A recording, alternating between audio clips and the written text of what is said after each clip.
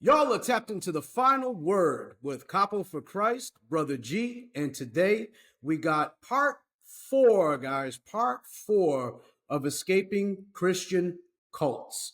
And today I have a very beloved brother in the Lord, Brother Art, on the show today. And Brother Art has got an amazing testimony. It has nothing to do with Wally at all. His testimony in and of itself, I was eating popcorn while I'm listening to my brother tell me his testimony the other day. It was amazing. So, and he has a very interesting testimony as well when it comes to the cult of the ROJC. And I think a lot of you guys will be able to relate to it in a lot of ways. So without further ado, my brother Art, would you like to say hello to the people? Hey, how's everyone doing? Amen. Amen. All right. All right, brother. So to kick this off, I would just like to know, how did you come to the Lord Jesus Christ in the first place? Like, how did you come to the Lord? So basically, I was raised a Catholic. So my parents, I went through the confirmation and all that stuff that you go through. Went through the little Catholic school, but I never felt any spiritual growth from that. I mean, nobody carried a Bible in there. We went there, we did this ritualistic sermon, they passed the basket to put the money in, and then they passed the basket again to put the money. And there's some real people in there, they don't know what they're a part of, but so I was part of that as a kid, and all the way up to my teens. But I never had that spiritual, growth. I never felt the Holy Spirit. You know what I mean? Like, I knew Jesus. Like, I knew Jesus was God. I knew that. Even when Jehovah's Witness would knock on the door and tell me, "Oh, Jesus and God are separate," but I already knew He was God. You know what I mean? Even from that, and I don't ever really remember praying straight to Mary myself. I do remember, like, my mom, she had all these saints and all this stuff. And then I did get into a little of that custom. They do these dances. They call these things called danzas. And they go up and they have like the Virgin Mary statue or whatever, or a little altar.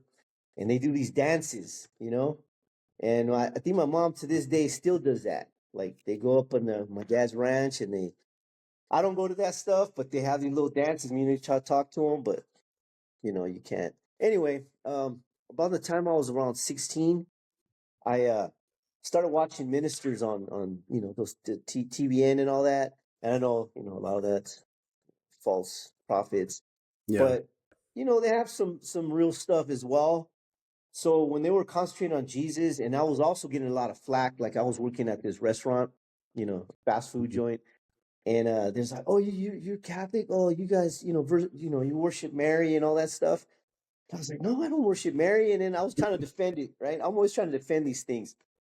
But as the Lord, I think the Lord led me to actual, Christianity, where I'm putting Jesus at the forefront, right? So I'm watching these preachers on television, and little by little, I'm drawing near to actual, like, Jesus, not concentrate on Mary and stuff like that, like they do in the Catholic Church.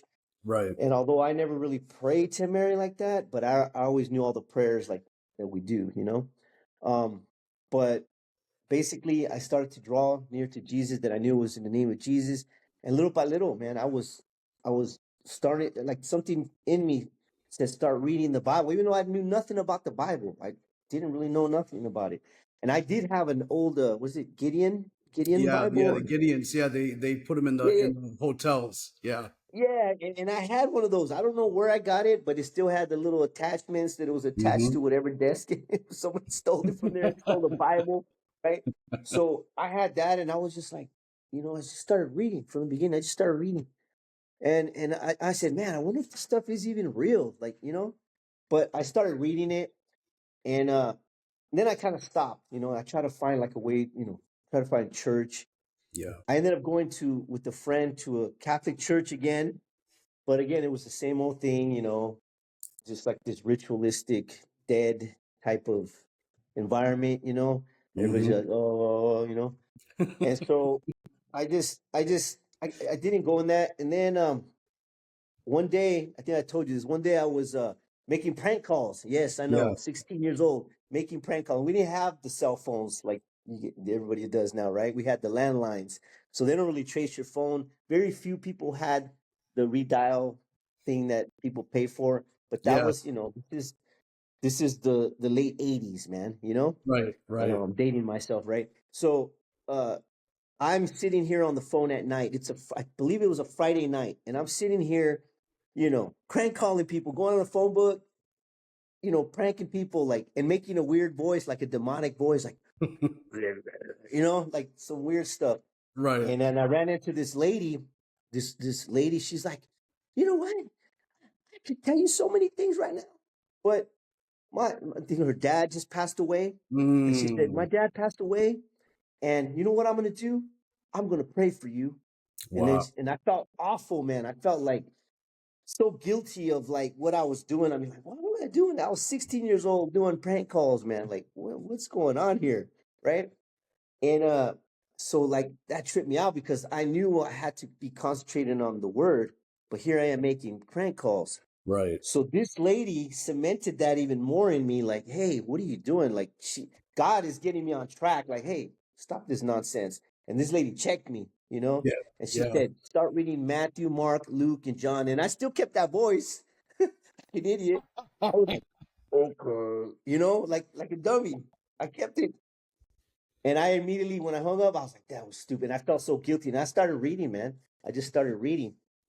And from that point, I remember still following the televangelist. And I remember they said, accept Jesus and that he died on the cross and all, everything. And I Hmm. did. I was 16 years old and I accepted Christ, right? Wow. But, you know, I still would backslide, right? Like I didn't understand it completely. And though I read here and there, I was Hmm. starting to grow little by little, man. I was growing. And then, as I went through, um, probably around, I don't know, maybe about 18, a friend of mine, he started going to church, and lo and behold, it was a Catholic church. So there I Oh, am wow. again in the Brought Catholic you church, right man. back. Right. Back in the Catholic church. And my dad and my mom, they're, no, you only belong to Catholic. You should only go to Catholic church, right? So I'm like looking around at my mom, because my mom to this day has saints and all kinds of little dolls all over the house, man. It's like, Yeah. it's crazy. So Yeah. so I'm sitting there. I'm like, oh man, back to this again. And I feel like I'm gonna go, oh, like it's that Yeah. boring, right? Like you Yeah. don't even get. Nobody has a Bible. I know. Nobody. I don't Yeah. remember It's anybody. so The only strange. one I just remember the priest comes up. He opens the big old book, and everybody's you know drinking the wine, passing it, Hmm. and then you come up there and you get to my dad. You always used to nudge me, so I remember that. So nobody's nudging me this time. So I was just sitting there. I was like, oh, cool. So I did that for a few weeks. But one day, that priest, he said that they broke into his car. Mm. Right? They broke into his car last night. And I was like, oh man, he's a priest. He's going to be forgiving. Because I had that spirit coming on me, like to be forgiving and, Right. kindness more. I wanted to be more like that. And this guy's like, if I would have caught him, I would have pushed to the fullest extent of the law. And all this anger came out of him, bro. And I was like, oh man. And it turned me off, And, I know people have their days, right? But Sure. anyway, I stopped going to that. And then I was 18, eventually I turned 18 and, I wanted to do fire. I wanted to go into fire, man, like fire, firefighting. And Right. I was trying to find out, so I went and took this test. Like they had this training program. 'Cause I'm from the Bay Area, Right. and they had this training program, and they were accepting certain people. So I took this test, and I failed miserably. Wow. I failed miserably, bro. And then I ran into this friend who said, "Hey man, they got study books you could study, and he took me to the library because they didn't have all this internet stuff, we Yeah. didn't have Yeah. that stuff. And so I started finding the self-help books, Mm-hmm. self-help, found any subject you want, whether it's Right. police, whatever. Mm-hmm. Started studying that stuff, so I was like, oh, that's how they pass and stuff. Anyway, I ended up going into what's called, I don't know if you heard of it, it's called the California Conservation Corps. It's I called actually, I CCC. actually have because Yeah. I grew up in Southern California till the age of Uh-huh. 16. So I am familiar with all Yeah, that yeah, stuff. yeah. It used to be the Civilian Conservation Corps, right? Right. So it's firefighter training. Yeah, firefighter training. You bust your. So I went in that, and they sent me to Pomona, California, Okay. Yep. in LA County. Mm-hmm. So I was up there and did their little program and stuff like that. And then within, I think it was like 3 months, they said, "Hey, we have a program called the Amador program, which is up north in Mm. Siskiyou County." Siskiyou Okay. County, you got Mm-hmm. it's kind of by Mount Shasta and all that stuff, Yeah. Redding, Yeah. but it's a little bit up more. And they said, "Hey, you have to have like a year or two experience." I had like 3 months, bro. And Mm. you learn to use the axe, the Pulaski, the McLeod, all these things, cutting trail and all that stuff. So I had Right. like three Right. months. And one of the supervisors said, "Hey, you know what? I know you don't have much time, but you could write a letter." But what I did is I wrote a letter and I also prayed, bro. Like I was praying because my faith was starting to grow at this time. Because Yeah. I was alone for the first time in my life. I was, in Pomona, Yeah. around a bunch of dudes. We just Yeah. lived, a few in the little room thing.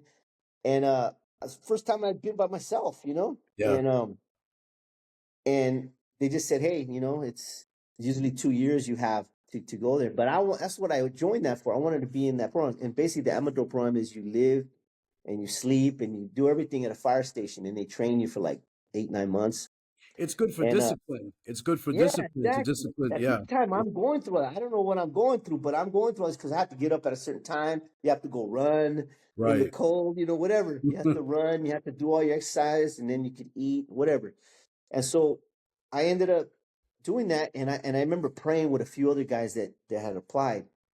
And I remember that part where there's two or more, there I am in the mist.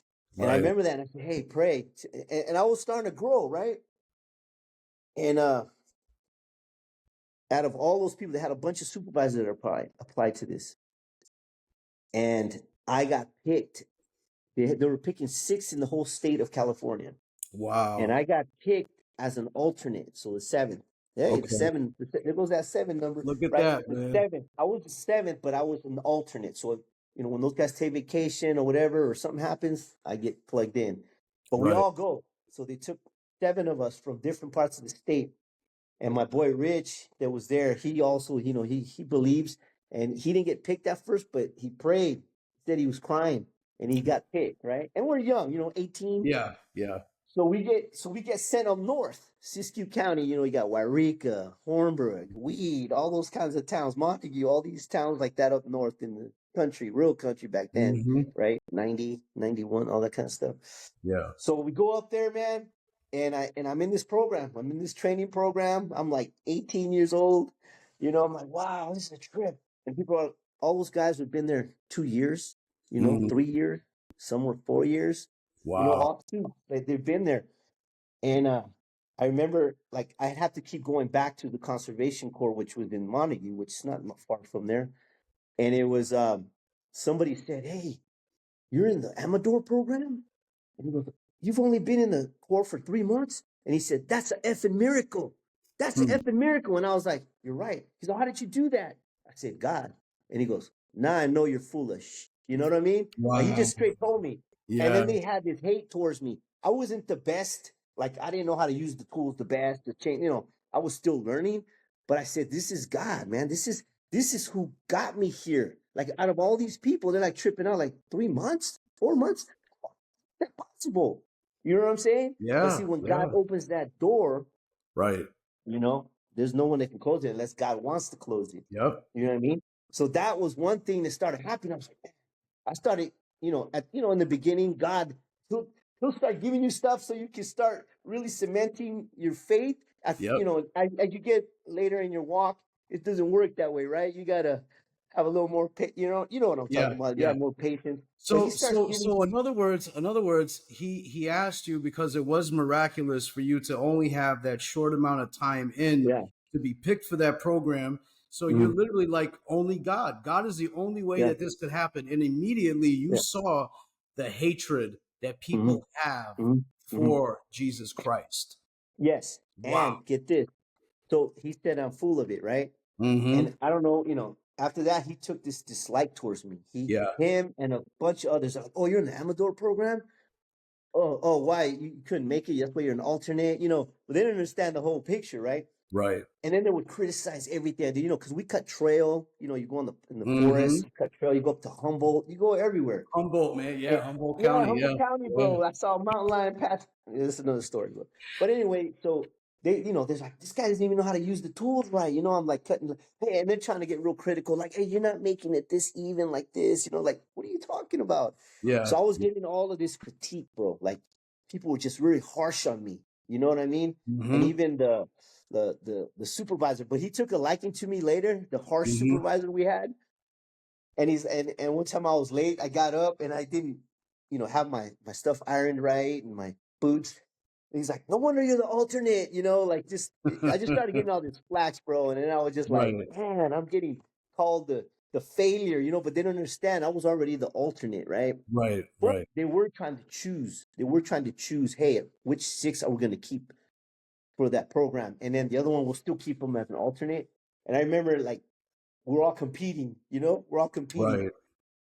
But and I remember, I was 18, bro. So I'm, Yeah. I'm Yeah. just like, this is all new to me. I'm like, wow, how am I here?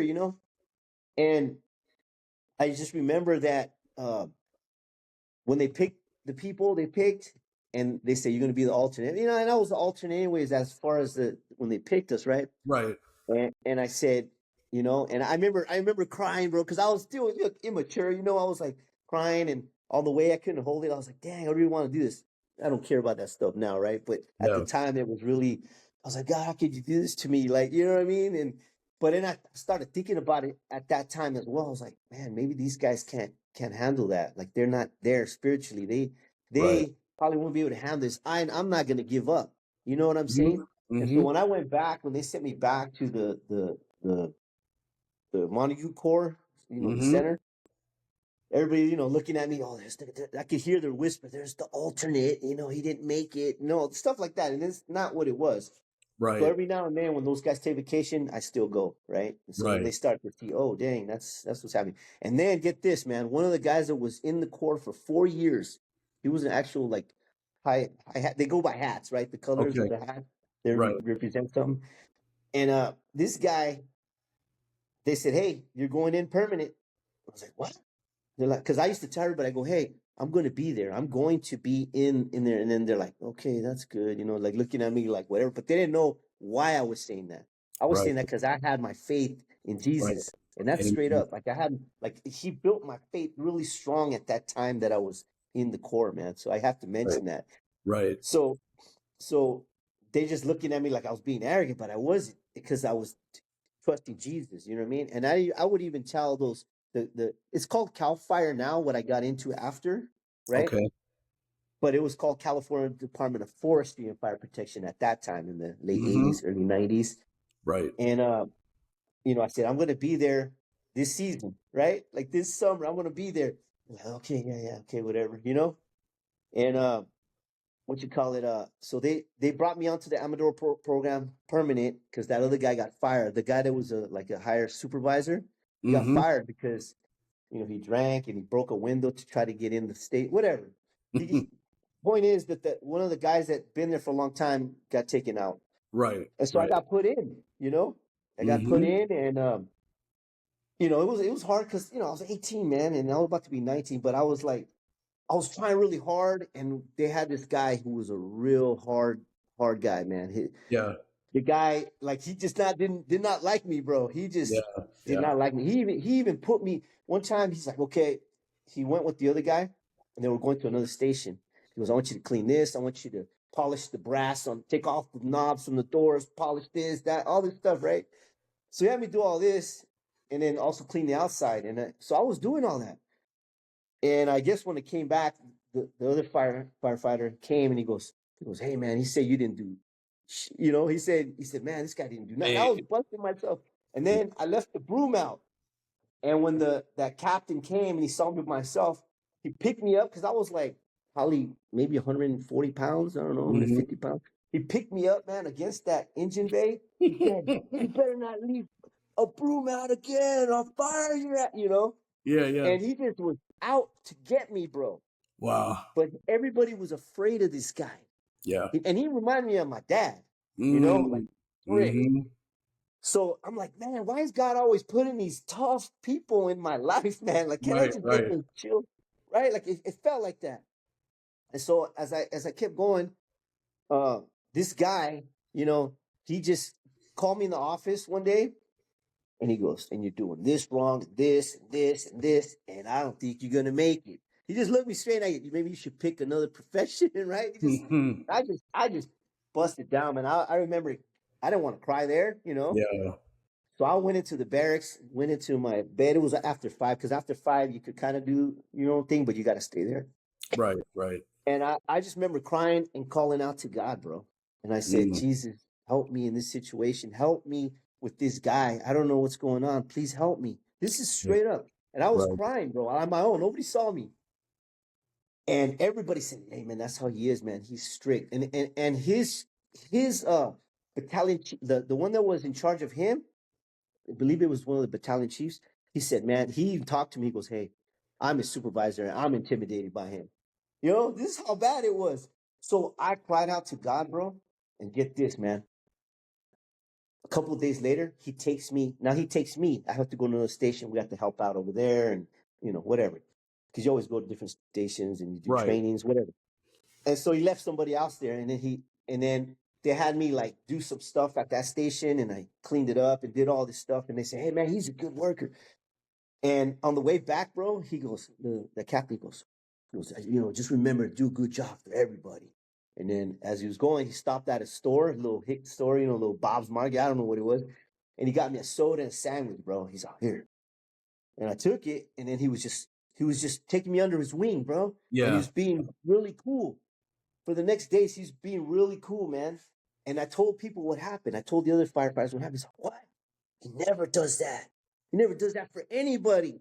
Yeah. And I was just like, these guys don't know who's operating here. You know what I mean? When you tap into that, power, bro, they don't understand. And I know this sounds like nonsense, but this stuff is what started to cement me. Like, wow, this is real, man. Like this guy, everybody says he's a heart, and here he is showing me like kindness. And then even when he's teaching me how to do certain things with the tools, because he was a pro, he's like, no, calm down.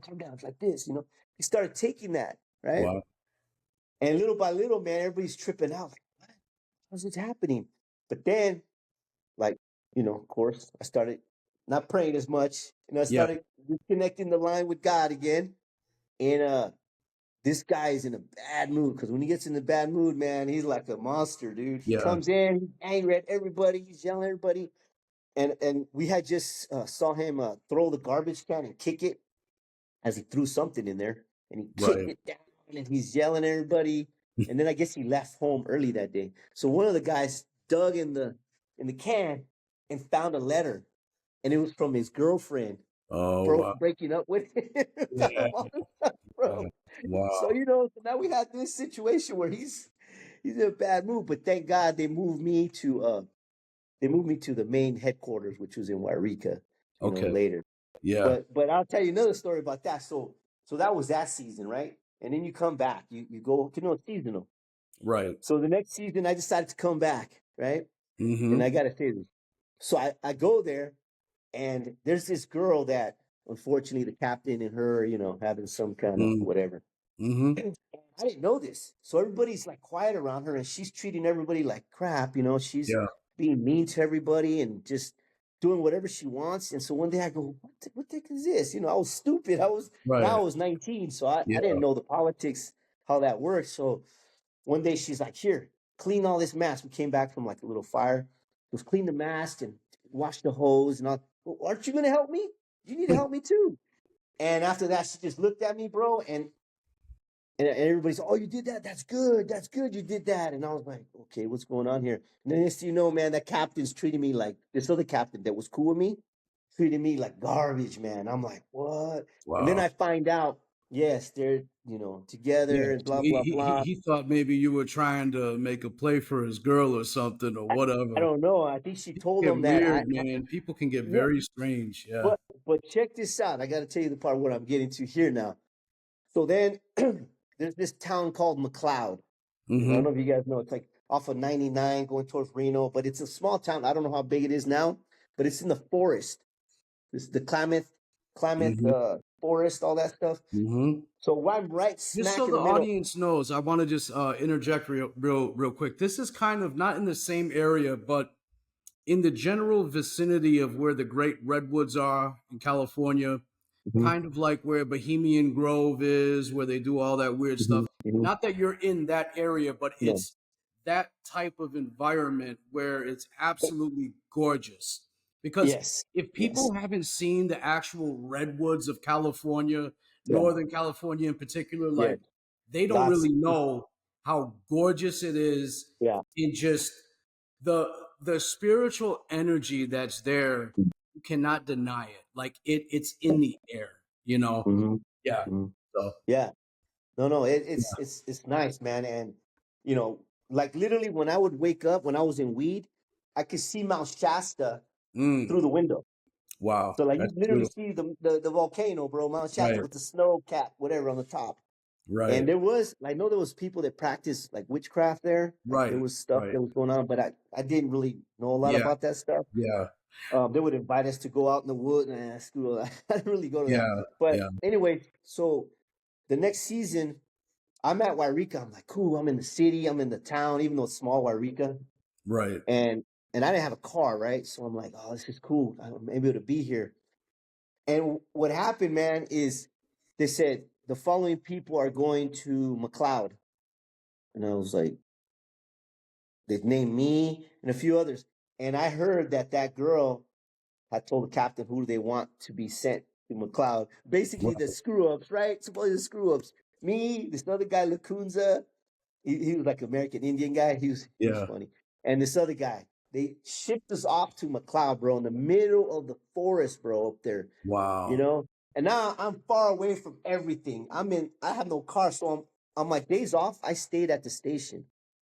And this is with Cal Fire because I got hired there.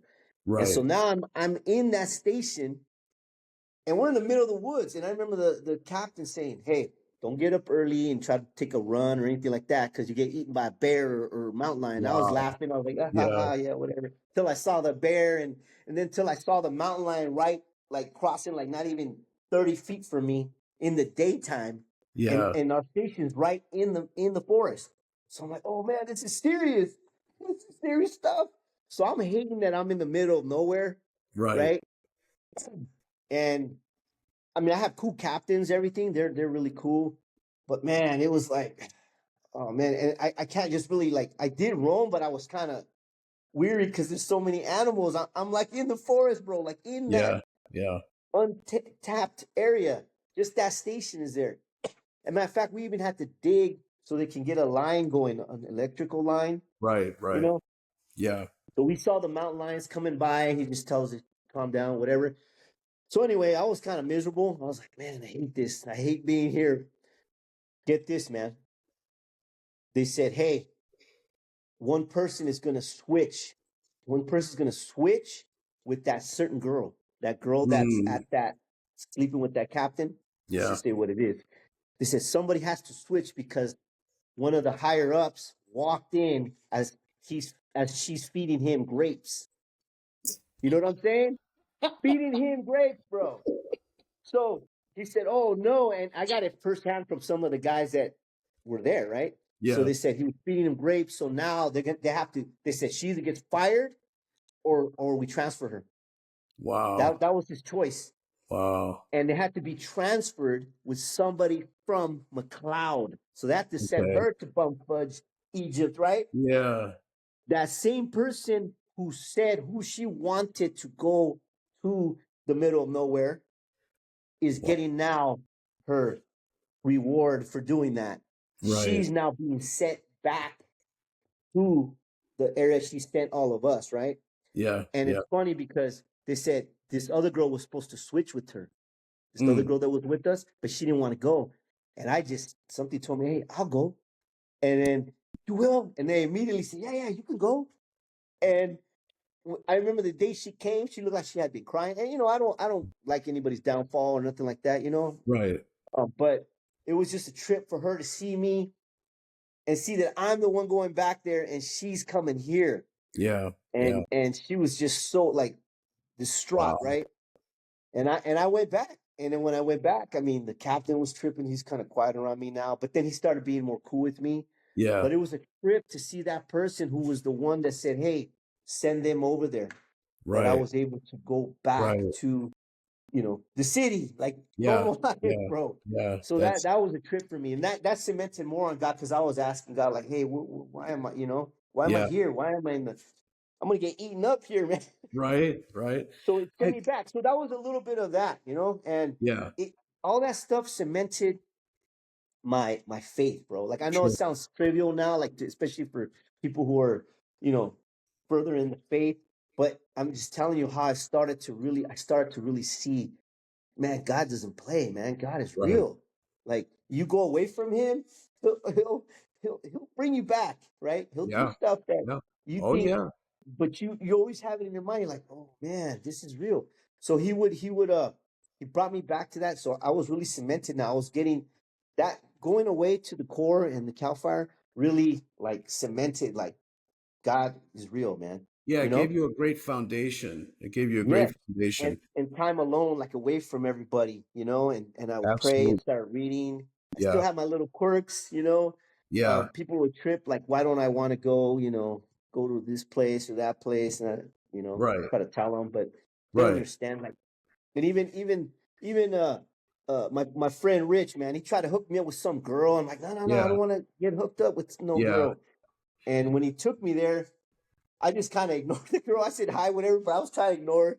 And even the girl was, going like this with her fingers, and I was like, she goes, why, and she tried to talk to me when they went to sleep, and I said, look, I made a commitment to God that Yeah. I won't do this. She goes, why did you do that? Like, there's the demons. Why would Right. you do Yeah. that? That's stupid. Like, Yeah. that's stupid. Like, making me feel, but I didn't feel stupid. I was Right. like Yeah. strong in the faith. But when I came back, um, I I got this brand new car, man. Right? I came back. I know I'm going a little off tangent, but I got this brand new car, Mm-hmm. and I thought I was, this is after I came back from the fire thing, and I'm thinking I'm high and mighty. I'm starting to forget about God again. Okay, that stuff happens. So Mm-hmm. I'm back in the Bay Area, and I'm at this Rotten Robbie's, bro. Literally at a Rotten Robbie's, parked, and I had my friend with me. Little guy sitting there, and a guy gets out of a car, and he has his hat on backwards. It's a red hat, whatever. And he says, "Oh, I hate guys like that. They have their hat backwards, blah blah blah, and like this." And the guy heard it because the window was down. So he comes up to me. He goes, "You got a problem? You got a problem?" And I was just like, "No, I don't got a problem." And I was like, "Man, I got a brand new car. I don't want him scratching my car." So I'm sitting there. He's like, "You got a problem? You got a problem?" So I got a problem, and he keeps saying it, right? And I was about to raise the window and take off, but there was a car behind me, so I'm kind of blocked in. And as that's going on, these other guys are coming out of his car, right? They're coming out. And Right. this guy hits me. He punches me punches me in the jaw. And he's like, come on, come on. And I just like, I was so pissed, man. The guy behind me moved. So I moved. I wanted to get out, but I wish I had a screwed up car. Yeah. But I think Yeah. I think God said, no, you're gonna have this car so you could think about the car and not get out and do something stupid. And you know what I mean? That could have been a whole other Yeah. scenario. I would Sure. have probably got Sure. jumped by all those guys, right? Yeah. And I took off, and I was so pissed, man. But at the same time, as I was driving home and I dropped him off, I was like, I think God allowed this to humble me. Because I felt Yeah. humbled, bro. You get socked in the jaw. You're like, Yeah. Yeah. and I started coming back down to earth, like, hey, what am I doing? This is Right. stupid. Like, Right. who am I? I'm nobody. You know what I Right. mean? Right. So I started coming back to God, and I realized, to me, that was a sign, like, hey, Sure. get off your high horse. Sure. You know what I mean? Now, I know there was a point in your early walk where you did have a season where you fell away and you got into some kind of crazy occultic stuff. Yeah. You had, um, well, I'll let you tell it in your own words, but you started practicing magic Yeah. and you got into hypnosis. You learned how to Hmm. hypnotize Hmm. people, Hmm. and Hmm. you had this affinity towards a blue crystal that you Yes. were getting power from. Would you like to tell us a little bit about that? Yeah. That So season? yeah, yeah. So really, from the since I was little, I was into like magic tricks, but nothing serious. I didn't Right, get serious till I was probably like in maybe high school a little bit, and then really by the age of 18. So when right. I was in the Corps, I was doing magic tricks, and I forgot about that. But I do all that stuff. Yeah. But I didn't even know who did like like as it started getting to the 90s, Mm-hmm. later people would talk about David Blaine. Hey, David Blaine Oh does yeah. that. But remember, we don't have YouTube, we don't Yeah. have Yeah. internet, we don't have any of that Hmm. stuff. I learned on my own through books, bro. I learned through books, through stuff that I had. And I just learned. I just took a take, and my hands are kind of big for a short guy. But I just started doing magic tricks, right? And then Right. I got really into I had this book, this old book. It was a Houdini book. It had the Ooh. Houdini stuff. I Yeah. had the old card tricks, all the 600 and something card tricks. So I knew Mm-hmm. all those tricks with, you know, the I went beyond here, pick a card, this is your card, none of that. So the Right. stuff I was doing by the time I was in the 90s, people were like, "Oh, David Blaine does that." Who's Mm-hmm. David Blaine? I don't know who David Blaine is, bro. So, Like I so, didn't so know. what you're saying is the stuff you were doing that you learned on your own, because Yes. let's just call it out for what it was. There's the same spirits that are behind Mhm, David mhm, Blaine, literally mhm. were the same spirits that were teaching you this stuff. You had Yeah. no idea the man even At the time, existed, no. but you were Yeah. doing stuff that is on the level of David Mhm. Blaine type Yes. activities. Yes. Yes. And Cause people are see, seeing you do it and they're like, yo, mhm. this dude's doing the same stuff. You're Yes. like, who's this guy? Yeah. It Yeah. shows the spiritual Yeah. ramifications of this stuff. Yeah. Yeah. Wow. So it's funny because I'm doing these tricks that people are like freaking out on. Like Right. Right. they're they're freaking out. Like that's from the devil. And I felt good. And one of my cousins would take me to like bars. I don't drink, but he would Yeah. take me to bars so that I could do tricks on them, and he can get free songs from the mariachis, and they'll play free songs. So they thought I was a witch. They're like, Wow, man. Brujo. Oh, they thought I was a witch, bro. And I Wow. was liking it. I was like, cool, they think I'm a witch. Like, I thought it was funny. You know what I mean? I thought it was funny. So I didn't realize how I'm seeping into this, weird stuff. But like I said, as I'm going deeper and deeper, I'm getting into all this stuff. So when I see like all these guys coming out, and then like I said, YouTube wasn't there yet. None of that stuff was there, and people are telling me about David Blaine and stuff. And the first time I heard about his name really was like 96, 97, I think, around Right. there. Yeah. 97, maybe. I don't That know. That's the sounds first time about I right. heard. That's about the time that Yeah, he started coming on TV and yeah. yeah. And so then I didn't see this guy till probably the year 2000, bro. Like, now we started having things on TV, right? Yeah. And they're Yeah. like, look, this guy's good. I go, that's easy. I can do that. He got that from this. Right. I'm seeing all his tricks. I'm like, those are old tricks. Like, you know what I mean? Like people think all that stuff's new. And I'm like, that's old. Oh, that's cool. He put his little twist on this and then his behavior. But I was already acting like that. I was already acting, trying to be mysterious like a witch. Right. You know what I mean? Like trying to be, Right. Right. you know, not to just pull my finger, here's the rabbit, none of that stuff, right? So so people are tripping out, like, oh, you do that stuff like David Blaine. And I started looking at his trick. Oh, I know what he's doing there, what he's doing there. I already knew his tricks, right? But that's jumping ahead. So as I'm doing all this stuff, bro, I it's not enough for me. Like I'm all so everybody wants me to do magic all the time, right? And if I do it to youth, they start getting tripped out. Like especially when I start working with youth and I'm doing the magic tricks, the cars, when they're just telling me, "Oh, that's from the devil. Get away from me," and Yeah. I like it. I'm like, Right. cool, Right. But Yeah. as I'm getting more, understanding, uh, I don't like it. Right? Yeah. I'm starting to think, hey, don't be doing evil or have the appearance of evil. Right. Right? So Right. that part got me. I'm like, the appearance of evil. This is appearing evil. And at the time, I started to start wearing black. I had the trench coat going on. the black stuff, everything black, man. I Yeah. was just starting to wear black, and then uh, um, I started to get into I needed more, right? I knew I was Mm-hmm. going to go performing this stage stuff, you know. I want to do Right. that, and Right. it was bothering me that I always have to be like prepared because people are trying to get me on the tricks, right? And so I'm always prepared. I'm always practicing. Like I have cards all the time, man. I have Wow. I have boxes of cards, right? Mm-hmm. And so then I start watching this thing on TV, and this guy's trying to hypnotize, you know. And I Mm. always thought it was fake, you know. I said, this is fake. This is not real. Yeah. Like this. Yeah. But I started to look into it, and Mm-hmm. I started reading about it and getting these things and going, oh, these steps here. And like again, we didn't have all this internet like it is right now, right? It's Yeah. not. Yeah. So there's this guy Orman McGill. He's like the forefront of the stage hypnosis and hypnotherapy, right? Okay. And just to give you a little thing, they say this: the hypnosis is super concentration, that you bypass the conscious mind and you go into the subconscious mind. They equate it to, you know how you ride a bike? Excuse me. Right. Mm-hmm. You know how you ride a bike? They say that, you know, Yes. that balance that you just have, that's Right. how hypnosis starts to take over, right? But then Mm. that encyclopedia that I had, the encyclopedia Yes, there of, was an of encyclopedia of witchcraft. Orman McGill, bro. Orman McGill. Okay. Ormond, ORMOND, Right. McGill, and, you know, CGILL, I believe. But Yeah. that, like the top guy, I want to know who the top guy is of that. Sure. He's Sure. deceased now, right?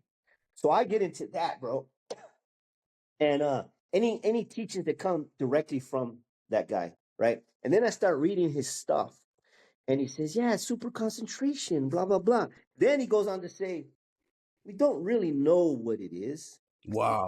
That's what tripped me So out, so bro. so they got this great idea of what it is, but then when it comes Yeah, down yeah, to yeah. it, we Yeah. don't really know. We Yeah, don't because know. I really read, bro. I start reading Yeah. all the little stuff, you know, looking, you know, people may look at the surface, like they want to get into stage hypnosis, you know, and Yeah. they all Yeah. have the same material, the lemon or you're smelling garbage or you think of red, all that, whatever. But you could do whatever you want once you learn the Yeah. inductions and stuff like that.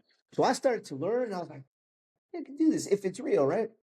So I tried it on some friends, tried it Hmm. on some people. They're like, "Oh, you're crazy. Okay, let's try it," and it worked, right? Like, Yeah. oh shoot, I started to have it work, and Wow. mind you, I wasn't really praying anymore. I know God is Yeah. in there. I know Yeah. He's there, You but fell away I'm for kind a of season. You fell away for a season, yeah, I and disconnected the line with the Lord, bro. yeah, The landline, bro. you're right. That I Right. had, the imaginary landline, the spiritual landline.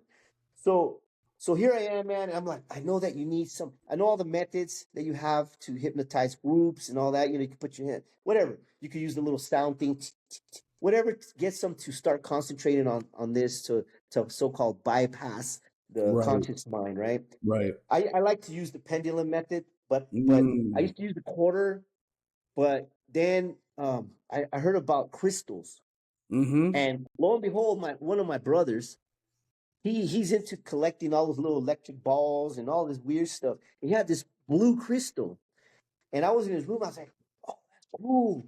You know what? I go, "Oh, I can hypnotize with that." You know, and he's like, "You can have it," and he let me have it. And from Yeah. that moment on, man, I had this blue crystal, like looked like a Wow. giant marble, but it was a crystal, and I'd have that with me all the time. And I kid you not, man, when I would use that as the pendulum method to people, even if I did a few people or groups, uh, when it was large groups, I had to use a little different methods, but Right. a few I could just use the pendulum method, which I did with the crystal. Wow. I want to And, just real quick, but I don't want you to lose your train of thought, but I want yeah, the yeah, audience to know this now. The color of this crystal, the fact yeah. that it is blue is Hmm. very significant and actually will play into Brother Art's testimony when it comes to Wally. I just want to put that out there now that this blue crystal, the color of it, and because crystals they harness energy, they Hmm. hold energy. It's a very real thing. Magic it's all spiritual, Yeah. And I had an uncle who was my father's brother-in-law on his side, who in the 90s, 80s, 70s, 60s, really, he was the top psychiatrist in all of New York City. And he used to hypnotize people. So this is a Mhm. practice that is accepted in the medical community. Mhm. Hypnosis is something that is very real. It's using dark spiritual powers Mhm. and, you know, doing things to people. Like this stuff is real. And you were tapping into this stuff, literally learning and researching and studying on your Mhm. own in Mhm. this Mhm. encyclopedia of hypnosis by this guy. That's right. So Mhm. I just wanted to interject there real quick just Yeah. about the crystal. But yeah, please continue, my brother. Yeah. Please continue. So it got worse because I would use not just that crystal because I could do magic with bigger objects, right? Mm-hmm. Like I told you, I used to just do things where you do, manipulate your hands. But then I started to get into like props, where it looks real Right. freaky because it looks real, and Mm-hmm. we'll get into all that. But so this crystal, man, I needed to have it. I felt like naked without that crystal. And so whenever I would show that crystal, I started to read also in the encyclopedia. I started to read how you shake. You want to shake, like before you perform, you want to shake and get all this energy. It talks about energy. Get that energy flowing. You get the energy, Yeah. And I'm like, now I think back and go, oh man, get those demons going and clear your mind and get the demons going. Phew, Right? That's basically what it is. So I'm man. shaking. Check this out. I'm shaking, doing all my stuff like it says. And I kid you not, man, I'm like charged. When I Mm. go in to do hypnosis, it's happening quick, man. The Yeah. inductions are happening quick. I'm not even going into the little details anymore. It's happening quickly. Wow. So once you do the induction, now you could do stuff like I snap my finger, you're asleep, Yeah. clap, you're awake. Now you can do all that once you do an induction. I know a lot of those guys on television later when I see them, I go, hey, I could do this quick. They already did the induction, and Yeah. then what they do is they already have it. The person's already hypnotized. It's just now they have them awake, and now they're doing quick stuff because they already did the induction. It would be kind Right. of boring to go, doing what you got to do. But Yeah. but yeah, so I started to learn. Oh, okay, that's how I do it. So then I started getting into like the stage hypnosis type, right? At parties, doing it at parties, and then I would use the magic tricks to kind of like lure the people to know it's real because a lot of people don't think it's real. Yeah. So I would use my magic tricks to let them know like there's some kind of stuff here. There's something here. Yeah. When they see a crazy magic tricks and it makes them feel like, oh, that's creepy, right? Yeah. Not just, oh, that's a good trick. That's creepy, right? Like weird. Yeah. You're And fishing. now they're You're like fishing. thinking You're you're reeling them in. Yeah. yes, yes. Now Yeah. it's mysterious. Now Wow. it's mysterious, right? Yeah. So now you're into the mysterious. They're like, oh, it's mysterious, right?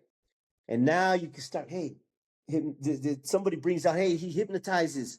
Now start hypnotizing, like I told you, turn people into the watching machines, people being born, the spawn of Satan, whatever, you know what I mean? There's some things I didn't want to touch, like death, like you're Yeah. dead for a few Yeah. seconds, I didn't want to go into that. But I tell you what, so one day I was hypnotizing a bunch of youth and they want to get hypnotized. So I was hypnotizing them. And this one guy, I told him he's down this large roller coaster, and when he gets off, and whatever, do whatever you can, anything.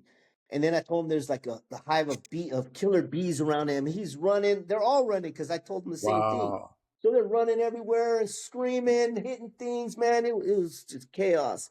One guy, the next day, he came up to me, bro. He said, so, I don't know what you did to me, man. I was dreaming about the moon, space, stars, all kinds of weird stuff. And I go, really? Wow. And he goes, yeah, get the F away from me, man. That's what he told me. I swear, man. He told me, he's like 16 years old. Told me, get the F away from him, bro. So then I'm like, I'm working at this nonprofit place, right? And I'm working with these youth. And, I didn't know how it is at that time. Like, I don't know if it's illegal or what. I'm just like, hey, people don't even know this is real, you know? And so these guys wanted me to hypnotize them. And it's broad daylight, and I hypnotized them. One guy's acting like a duck, one guy's acting like this. It's crazy, bro. Like, dumb stuff. I wanted to keep it simple. I don't want to scare him too much. So Right. then Right. this one kid, he goes to the therapist because they have therapists and all that there. The Right. therapist comes up to me, bro. She's like, excuse me, are you so and so? Yeah. And, I had a hat on. I had my just regular clothes. She's like, I'm hearing that you hypnotize these kids. Is that true? And I was like, no, I don't hypnotize. I do magic tricks. I don't hypnotize. And then Yeah. she just looked at me. She goes, I didn't think so. And then she just walked off, bro. But I think she Wow. was going to get me in trouble. Yeah. So I started looking into this, like, oh man, I better be careful. But I couldn't control myself, man. Like I needed to hypnotize, no matter where people were at. I wanted to hypnotize, and it was getting, like I said, I just want to wear black clothing, have my thing. Then I started to get into, as time went on, I'm getting like, I had net zero. I think it was net zero, like the dial-on internet, Yeah. dial internet. Yeah. So I'm looking at stuff, and I see this blue pentagram. Mm-hmm. It's a pentagram, and it's, they sell all this stuff, and I was like, oh, that's devil stuff.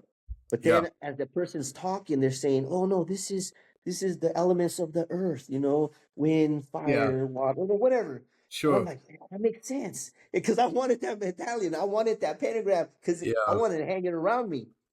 That would be perfect hypnosis material. So Man. I ordered that, bro.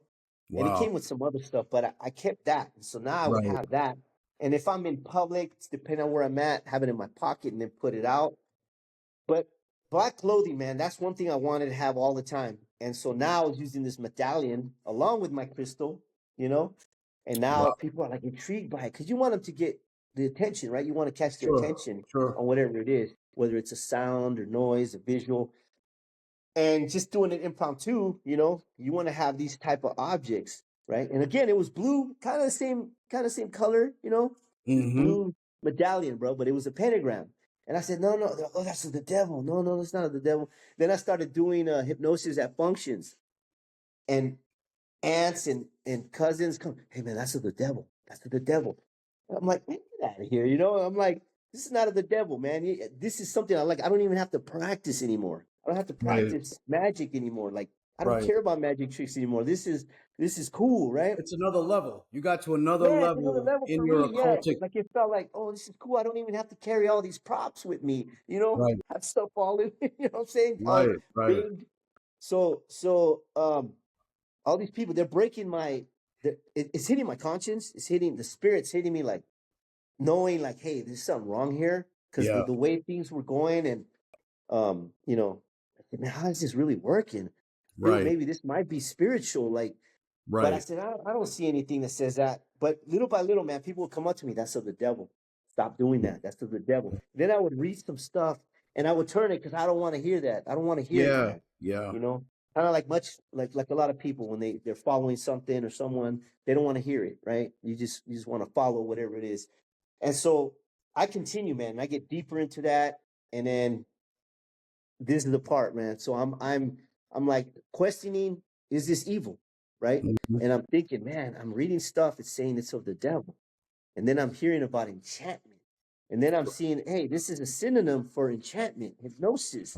And I'm like, nah, that can't be a synonym for it. But as I read it, I don't remember what Deuteronomy, I don't remember which Yeah. section in there, but it Deuteronomy, said, Leviticus. It's all. yeah. So There. so I Yeah. read it, and it said about the astrology and all the stuff that I was like going into, bro. Even the metaphysical, like the palm reading and Yeah. the whole part, bro. And it's about that time still. I forgot to tell you this, man. About that time, let me rewind real quick just to give you this little snippet. So when I was in my early 20s, I was gonna be a cop, right? Mhm. But God was telling me, don't do that. And I knew it straight up. He said, you're not doing that. And right when I was about to go, I was like 22. Man, I get Achilles tendonitis in both of my legs, bro. And I had that for a whole year, right? Wow. So then I forget about it, right? By the time I'm 24, there I am. I'm fine now. I'm about to apply again. God's telling me, don't do it. So I'm kind of ignoring that, kind of like I'm ignoring the hypnosis thing. Right. Don't do it. And all of a sudden, bro, I'm paralyzed. I'm paralyzed to the point where I can't walk. I can't move. Literally, my dad came in my room. He picked me up, took me to the hospital. You know what I mean? Like, they didn't know what Man. I had. They Yeah. didn't know what happened. I couldn't move, bro. Wow. And that went on for another year. So they said that I had some type of arthritis or something. But then my body was like, 99 whatever percent, some kind of infection. But they Yeah. didn't know. The Yeah. neurologist said, yeah, we found crystals. And, it's crystallizing in your joints, but it's not degenerative. I'm like, Yeah. it's weird. So that happened, bro. And then come later when I'm working with youth, right? I was working for probation. I'm just giving you a little thing here. Yeah. I'll No, go no. back to my story. Yeah. As I was working with youth, I was doing a program called the aftercare program, where you go to the homes, you go to the schools, make sure they're doing their program. If not, you arrest them, you put them back, Right. whatever. So at that time, bro, here comes the itch again. Like, oh man, I'm going to the homes, arresting these guys. I can be a cop again. I totally disregard God, right? I'm still doing the hypnosis and all that. I'm still doing all Right. that stuff. Right. And at that time, I consulted with a psychic. Of Ooh-wee. all people, Ooh. I consulted with a psychic, bro. This is what it's leading me to. I consult with a psychic because my soul is disturbed, bro. Like Yeah. it's a mess.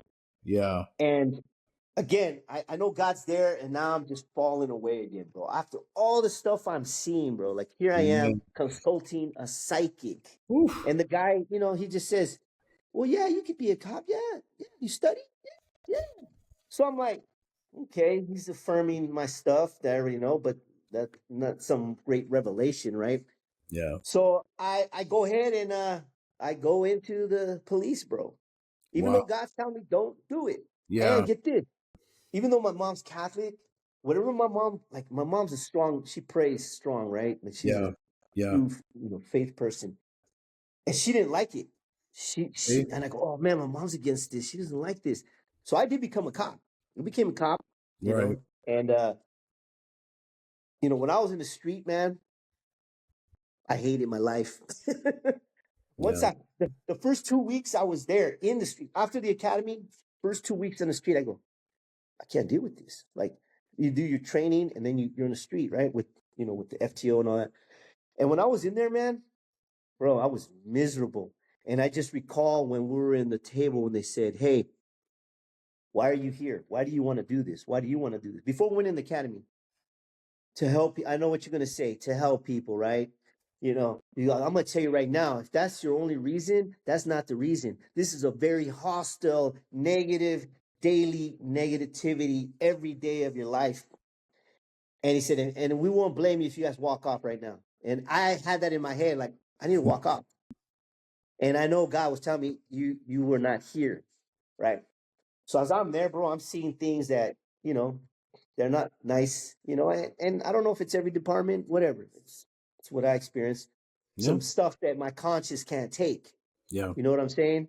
Like, and then I start finding out, like, I knew, but now I'm really finding out, like, hey, this job is to mess with people. I mean, people think that they have quotas, right? We don't have Yeah. quotas. You don't have a quota of tickets, but you have pressure. You have Mm. pressure to give tickets, to do those type of citations, right? So there's that pressure. Like, you're not doing that. Like, what are you doing? You know what I mean? Right. Like, so Yeah. so anyway, I'm still involved in all this other stuff, right? I'm in this situation where I'm completely miserable. I'm in court all the time. I hate my life. I don't even want to get up, bro. I don't even want to Yeah. get up. I'm like, I hate this freaking job. I can't stand this job. Like my hours are all messed up. I'm doing something I completely hate. I'm messing with people, you know, and the things that's happening to some of these people is not right. Yeah. I'm lying under oath, sort of. Yeah. Won't get into all that. Yeah. But anyway, man, eventually, bro, I came in one day and I was supposed to be in this briefing. You have briefing where you tell you what's going on, blah, blah, blah. And you're supposed to be on time to that and an hour early to that and on time to that, right? And it's Mm-hmm. like, man, so it's like your life, right? So I'm sitting there, man. I'm like, I can't handle this no more. And I come in one day. I said, so much heaviness in me, bro. Like just feeling sick, just Yeah. not wanting to get up. People like somebody wake me up like, oh, this is a bad nightmare. I'm going back to sleep. But I got up, got all my gear, bro, went to the department, wasn't shaved, wasn't nothing. Went in there. One of the sergeants says, hey, I see you don't have your uniform on. Yeah. I see you're not shaved. Yeah. Can I talk to you? I went in there, man. he brought, you know, lieutenant, they always do, they have to bring in their boys to witness, you know, against one Sure. person. Sure. So I just say, you know, I want to quit, and I want to tell them why, you know, kind of tell them a little bit of stuff. They're like, they don't want to hear it. They don't want to hear nothing. You know, this, oh yeah, just bring. And then they guided me through, because I had my bag over there by my computer. They guided me through the back, you know, door. Yeah. I Yeah. can't go back to get my stuff. You know how they do it. I felt like a criminal, man. Like they escorted me to the back, said, go bring your stuff and put it to the engine bay. We'll keep the street. You know, I went back, and I remember just feeling like, man, I wasted all this time, man. What am I Right. do now? You know, I was just thinking, God, what am I gonna do, bro? Like, you know, this looks bad. I'm quitting. I've never quit anything in my life, and I quit, bro, because not that it's hard. I mean, yeah, it's negative, bro. Like you go into everything, it's all negative, a lot of negativity, and I understand a lot of cops why they're so pissed off right away. And I was getting like that. I Right. give you an example, bro, real quick. How I was getting. I was walking with one of my brothers. And this poor guy, he says, "Hey, you want to buy one of these?" And I go, negative. I said negative, and he goes, bye, sir. He was just pissed off at me because I treated him like crap. And my brother's like, why didn't you do that? Why didn't you Yeah. answer like that? I should have been like, oh, you know, just buy it, or oh no, thank Sure. you. But I was negative, and he was bye, sir. And I was just like, why did I do that, bro? You know, and then get this. So I'm getting all kinds of like, oh, and let me tell you something, man. I don't know if they all experience this, but I felt the hate Yeah. when I would walk into like a restaurant, bro. I Oh yeah. felt the freaking hate, like the Mhm. just. I don't know how to tell you, bro, but it was like I don't know if they feel it. They might not feel it. I did.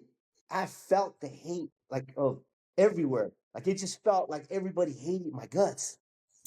I was like, oh, this is to add more stuff to how I was already feeling. Now I could feel all this hate, bro. You know what I mean? Like, it felt, man. Anyway, man, I was You turning know, into kind of an a-hole. if I could interject real quick, because the whole um institution of like the police force and the Yeah. sheriff in particular, um it's actually a part of Sharia law. That's where the Mm, word sheriff comes from. The star that they have, all mm, that stuff, the black clothing, all of mhm. that is a part of Saturn worship.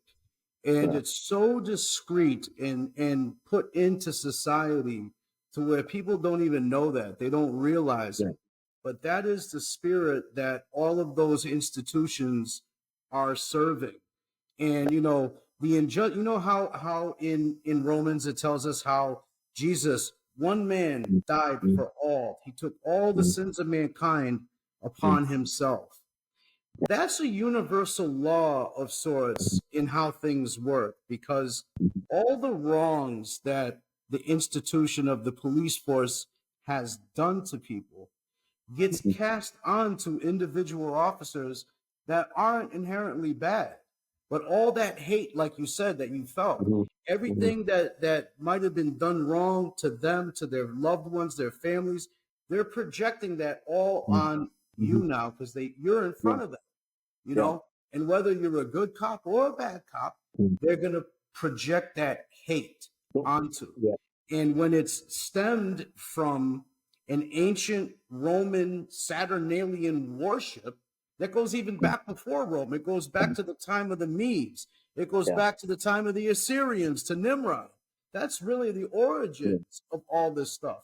And it has a very heavy spiritual consequence and uh, things that we have to deal with, because I want to kind of just brush ahead a little bit here, because I Yeah. know there I was know. a point in time where you had received a DWI, and this is God's grace on you.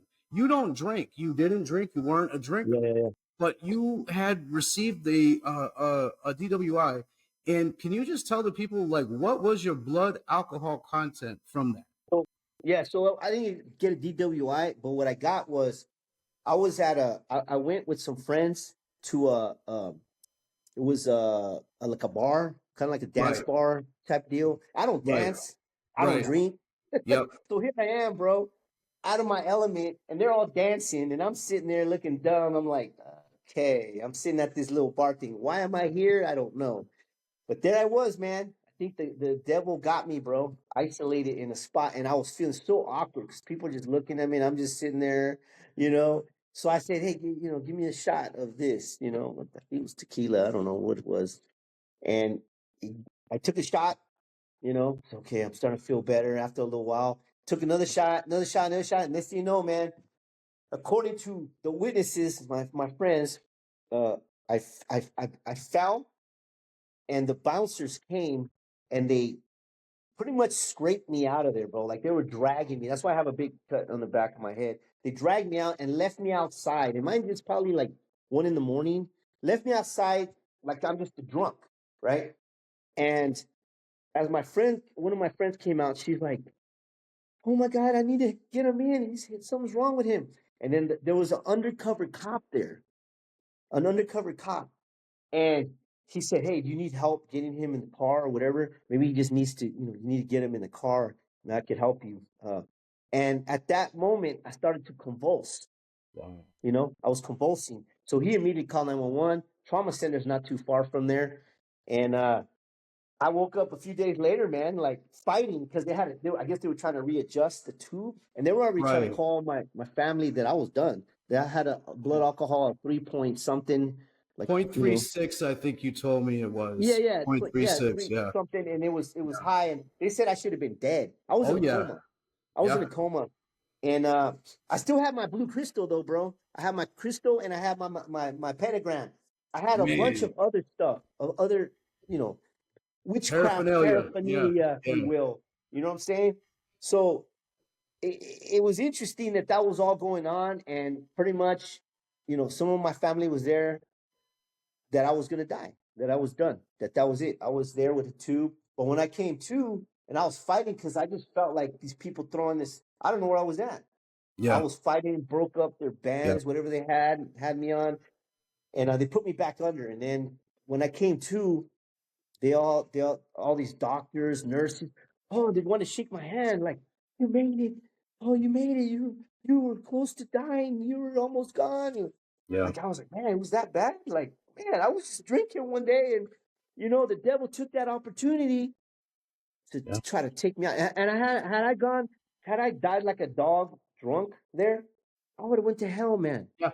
Yeah. Died like a That's, dog. All this for nothing, bro. Like everything I've done up to this point yeah. for nothing. Like, that's sad, man. That scared me. And at that point, man, I was having dreams. I was living in the studio. Because, I lost everything. When I left the jobs and all that, I started having to downsize. And I was living in the studio that had this huge closet. And I had my witchcraft paraphernalia in there. I would store it in this certain box and don't touch it. Don't show it to nobody, Woo! really. So, and I had all my cards, all my freaking cards, man. I had different cards. I collected playing cards, right? And because I could still do magic with that stuff. And I had it in there, and and I started to dream that door would bust open, it would pop open, and this entity would come out, bro. And it was trying to come towards me, and I was so frightened every day. And there was glowing stuff inside that closet, and I didn't see the thing, but it was some entity that was there, coming towards me. And I would wake up, and I would be sweating, and you know. And at this time, I decided to make an altar. And you tell me, maybe I don't know what happened, but I made an altar, bro. Like, I put a cross and I put some stuff there. Try to make an altar to God, bro. I forgot to tell you that. I try to make this altar to God just prior to me being in a coma. I made this altar, but yet I still had all that witchcraft stuff in there, right? Yeah. So I made this little altar, had my Bible on it, had this, wood cross, and all hell was breaking loose, man. When I did that, that's when I ended up coma. Yeah. I ended up, had social workers contacting me. That, alcoholism, and it was crazy, man. And I still didn't want to let go. Like I was telling you, that little crystal, Yeah. it was like my precious, bro. Like from, was that Lord of movie, the man? Rings. That was, yeah. Yes, Lord You of the were like Rings, man. My Schmiegel. precious. Don't touch that, man. Don't touch it. Man. And along with that medallion, don't touch Yeah. those things. Yeah. And but I don't know what that had anything to do when I put that cross. Maybe I wasn't supposed to be making an altar, bro. Like I No, wasn't. here's the thing, like today, in today's day and age, in the new covenant that we live in, we don't need to make altars Hmm. to God, you know. But Yeah. since the time of Noah, men, you Hmm. know, Noah was commanded to make an altar to God. Abraham Hmm. was. All the great men of God throughout history have, Hmm. before Christ came, were commanded to make that altar.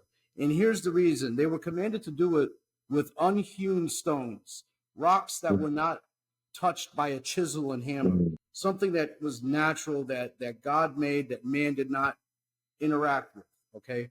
Now Yeah. today we can, God forbid, make altars out of anything that we're doing wrong. If there's a secret sin that one has in their life or Hmm. whatever, anything that's taking worship away from Jesus Christ, one is building an altar to in the spirit realm.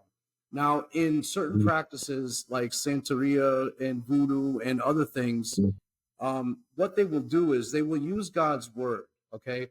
Now they're not using the Bible in a holy way, but because God's word is, you know, it has power. It has so Yeah. much power that they know this. They know this. Hmm. The practitioners of these things, they know how powerful. They know who the Most High is. They Yeah. know, but they choose to Yeah. go through other ways because they like the trinkets and the gimmicks. You did. You knew who Jesus Yeah. was, Yeah. but you Yeah. fell away for a season. You got into occultic stuff.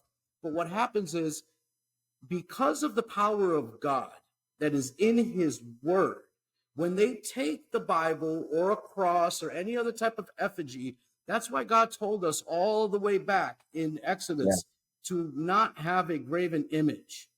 It's because he is so powerful. When you start to make it out of wood or stone or iron or anything, you're taking that power of God and you're basically bottling lightning now. They're bottling lightning in a jar, okay? And they're Yeah. using it for satanic practices of witchcraft, where it actually enhances the power of the demonic forces that they're unleashing. It's a Hmm. twisted thing. Using God's word Hmm. for witchcraft. And it actually has a lot of power to those that use it. And you know, this is actually such a beautiful segue. And we did not plan it like this, guys. This is Yeah. amazing. Because to get into our next topic, which is going to be the cult of Wally Carlson, that's Hmm. what he does. He takes God's word because he's a false prophet and he's got nothing but frogs coming out of his mouth. Like what we see in the book of Revelation, how the false prophet has the spirit of frogs that look like frogs coming out of his mouth. That's what Wally has. He has the spirit of demonic frogs coming out of his mouth. He's captivating people, holding them entranced in his Gnostic beliefs. There's books against heresies. The first century saint, Irenaeus, he was a understudy, a disciple of Polycarp. Polycarp was a disciple of John the Revelator. Firsthand, Jesus' little cousin, walked with him, wrote the book of Revelation under Jesus Christ, giving it to him through the angels and personally showing up. Since the first century, these people, these Gnostics, have been taking that form of godliness and they've been manipulating it to have these false revelations that sound great. They sound great, but when you actually put it up next to the word of God, it's contrary to it. It's contrary to it. And so many people are ensnared by this guy and what he's doing. And I don't even want to say the funny thing because it's not funny at all. The sad, sadistic, ironic thing that is happening is he is forcing his people under duress to defend him and talk about how great he is and all this crap when they're really just making themselves look extremely, extremely foolish, idolizing man. Where is Jesus in this? It is the gospel of Jesus Christ, not the gospel of me, not the gospel of Brother Art, not the gospel of anybody. It is about Jesus Christ. And that is what is so infuriating to me, okay? Because I know what God did for me. When he picked me up out of that hell that I was in when I cried out to him, I know. And I know what he told me, that I have to be a mouthpiece for him. And the entire time that I was this man's number two, all he did was try to quench my spirit and break every bit of prophetic mantle that God has put over my life. He tried to kill it, and he tries to kill it with everybody that he has under him that watches and listens to him. Now, before we jump into him, I do just want to touch on this too, because while you were practicing in the occult, Brother Art, and the things you were doing, you had told me of some paranormal activity that was happening, a lot of stuff paranormal, poltergeist activity was going on, to the point where I believe there was a place that you were living at, and a roommate of yours got slapped awake. He was asleep, got slapped awake by a demonic spirit that took the familiar form of the previous owner, right? Yeah. Yes. You want to tell us about that real quick? Yeah. So I was going to get into that. So basically at the house I was living in, during the time I was doing all the hypnosis and all this stuff and practicing all the magic tricks, all that, I started to hear footsteps. Lights started to come on and off, just different stuff all the time. It got to a point where I would see the shadows on the walls.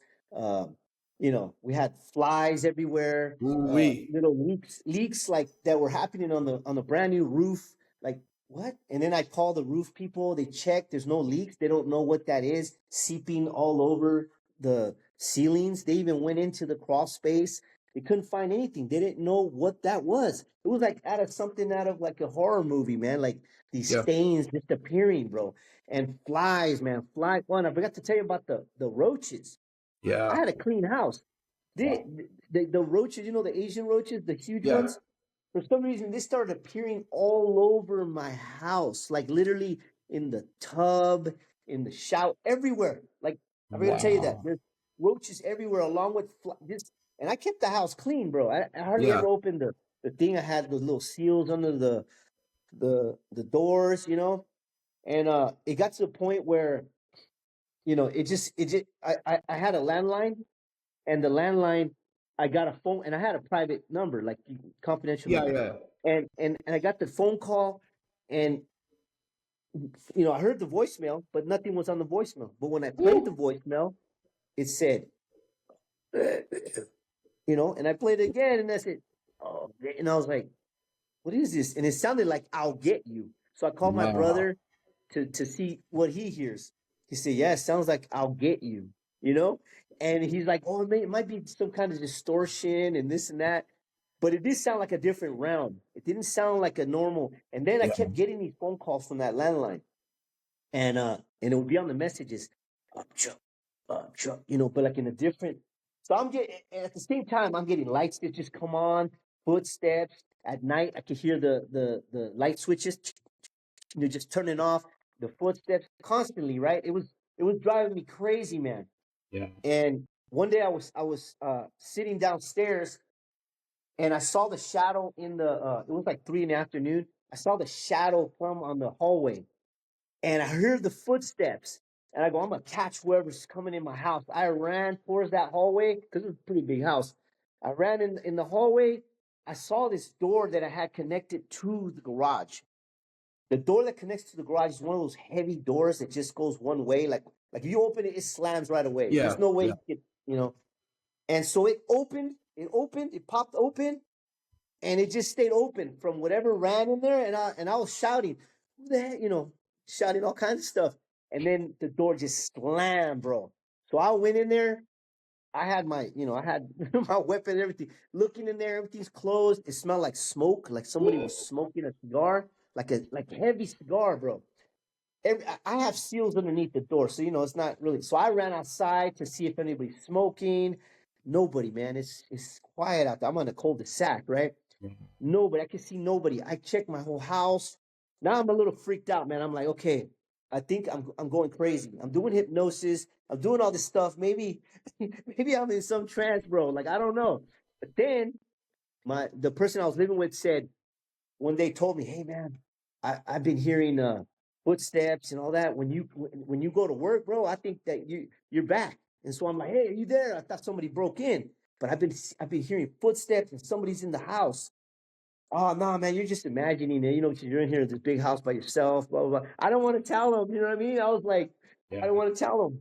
And then, get this. one day I'm coming home. It's like midnight, from work. I come in and I see a person standing right in the driveway, bro. It's like 12 something at night.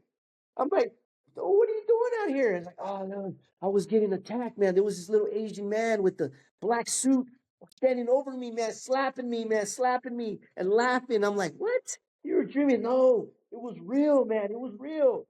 So I'm like, okay. So then I kind of, we look into like the deed of the house, everything. We see the owner, previous owners was Don Lee. And I used to get all their mail.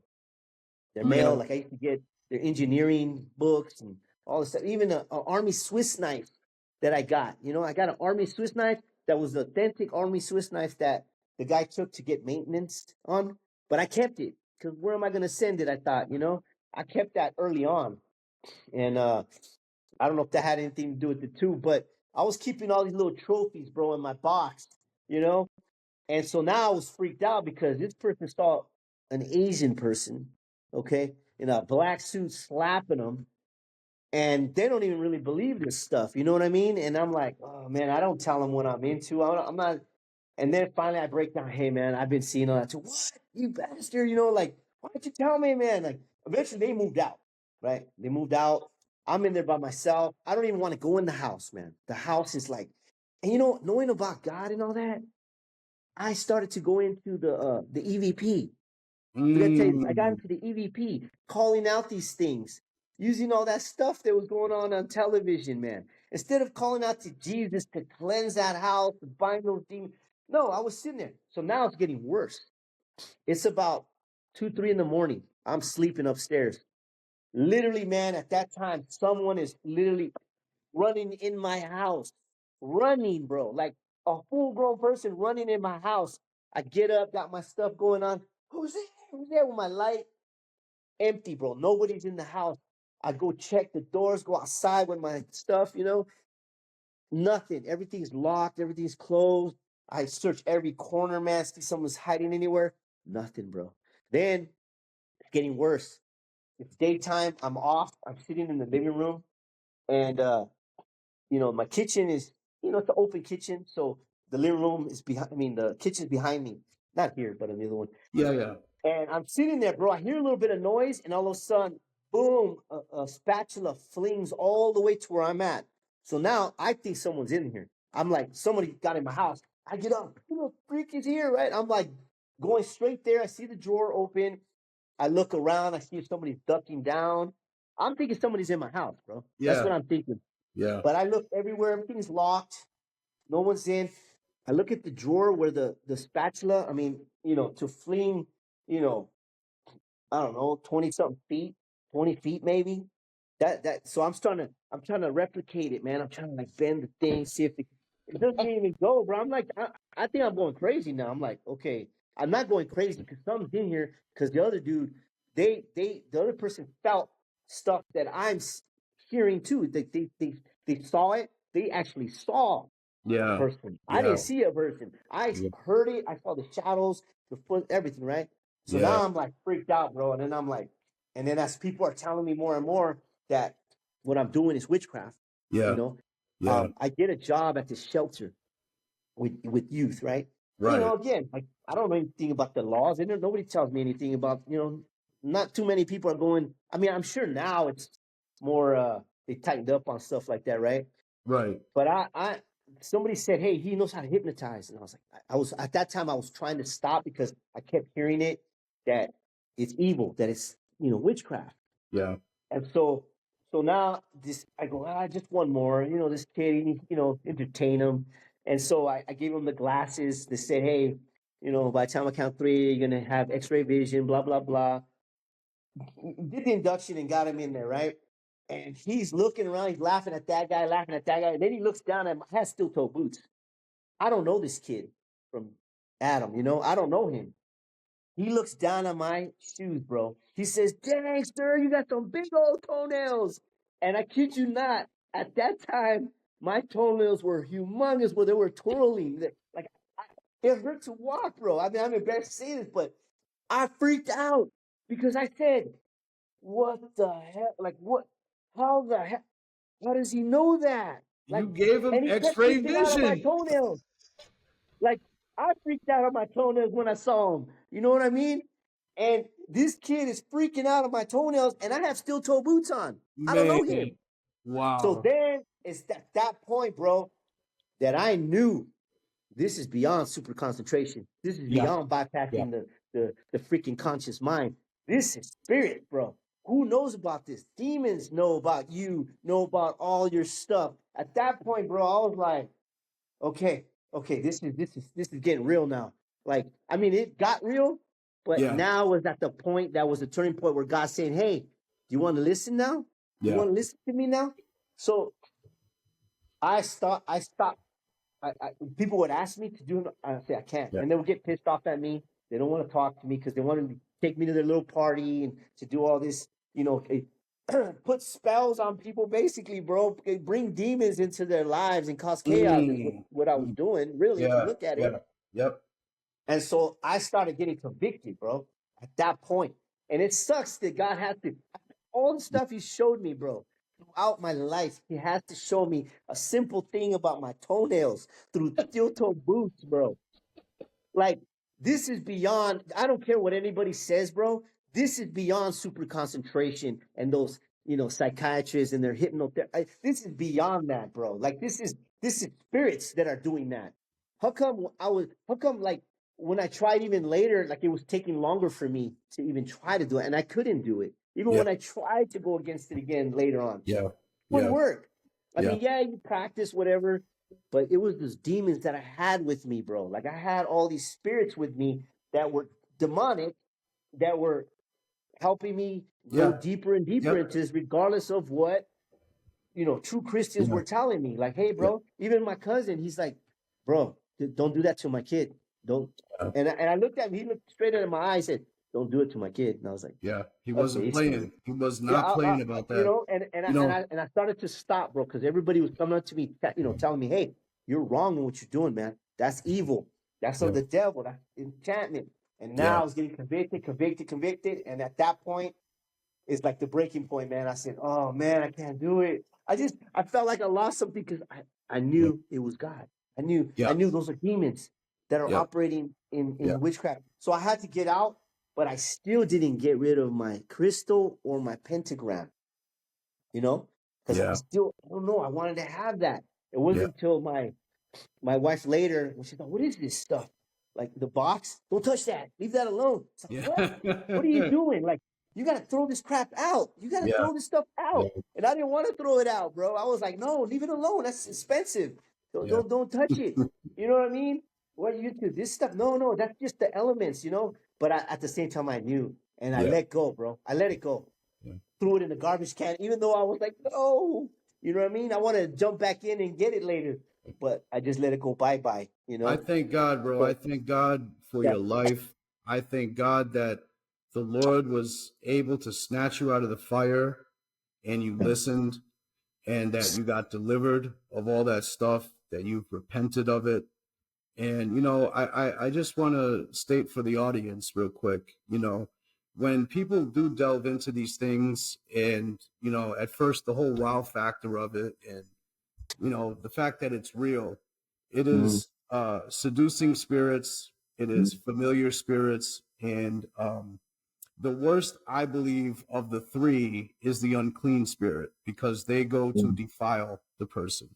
Yeah. And thank God that did not happen to you because so many people do end up with a defiled spirit and it sears their conscience, as it says in the book of Timothy, And once that happens, they no longer listen to the Holy Spirit and they don't care. And they'd rather be on the other end of it with those things.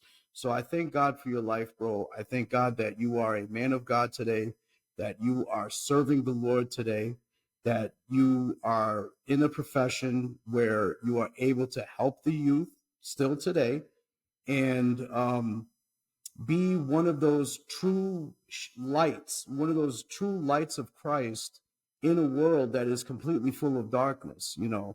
And I just thank God for everything that you're doing, bro, and that, you will continue to grow in the Lord and you will continue to walk in your calling And as the Lord increases in you, all that good stuff that Jesus has for you, bro, for your life, your blessings, all of that stuff will come to fruition in Jesus' name, you know. Amen to I that. want to just shift gears here a little bit Yeah. now and get on because you have got, like I said, bro, that There's a was lot. such I an mean, amazing testimony, and I know there's so much more. I know. Go Let me shift into like the Wally ahead, thing. brother. Let me let Go me let ahead. me do Go that. ahead. Let me do that. So Go ahead.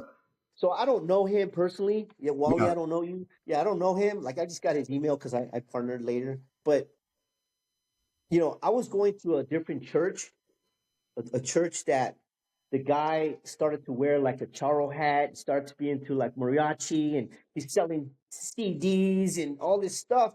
And I remember look to my brother, my older brother. He does casting out spirits and all that stuff.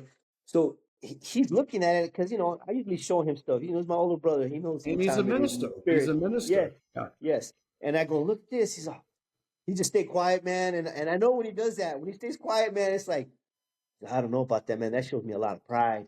That's a lot of pride. And he's selling this stuff too. And then I was like, oh, my brother's jealous, That's how I think, bro. And so I'm like, why is he hating on him? But the spirit convicted me, bro, as I started to see this guy. Like, he's just about his stuff, his own stuff. Like, a lot of those people were blind. But I heard your podcast, bro, the other day with the other guy, the other gentleman. I don't remember his name, but you guys touched on discernment. I'm Mm-hmm. gonna say quick on this, man. To me, discernment is, man, just the bare bones distinguishing evil from good, bro. In the spirit, bro. Like just determining evil from good, bro. Like that's straight up bare bones, right? Like I know you got all Amen. this other stuff, but it hit me, bro. Like I got to see it, like the evil, and I got to see the selfishness, bro, of this guy. Like I got to see it. And it happened in another church as well. That my brother did the same. He was like, "Didn't you see how prideful he was?" I was like, "Eric, why you hating? Like, is he hating on him?" I didn't use that word at that time, but it was like just, you're jealous, whatever, you're envious. And he's like, "No, man, he's being prideful." And sure enough, bro, they try to confront him, and the guy stormed off into like a rage, and Mm-hmm. the main congregation, and he stormed off into a rage, bro, never to come Yeah. back to that. Same with this guy. So that led me into now kind of being a little bit more wise, right? Like in the spirit, like going, oh, I can see that now. I don't just blindly, like I used to just blindly follow, bro. Right. But God opened up my blinders, like took them off. Like, hey man, I can listen to that person, but when they're doing something contrary, like, I gotta start being discerning the spirits, like what's going on here. So anyway, I was working with the youth still. I started a podcast came. I mean, not a podcast, but like the YouTube came on. This guy, I didn't know who he was. He was preaching about the Illuminati, and it interested me because I was into all that stuff. And I was no longer doing the witchcraft stuff. I knew all that stuff was bad, and so I'm listening to this guy, and he's interesting, man. Like he's Yeah. like, well, man, this guy's talking about the real stuff because everything else was watered down. I even had pastors telling me, no, we don't do casting out spirits. We don't do that. That was the apostles. Like head guys of churches, bro. Like, and I'm like, I know something's wrong there. Like I could discern, like, that's not right. That doesn't seem right. So this guy's telling like truth, right? To me. Like I'm listening to this guy. I don't know who he is. He's telling truths, and he's leading you to the Bible. Don't listen to me, listen to the Bible, go back to your spiritual food, blah, blah, blah, the meat. And as I'm listening to this guy, man, I'm like going in it. Oh man, he's talking about that. Okay, yeah, he's talking about this.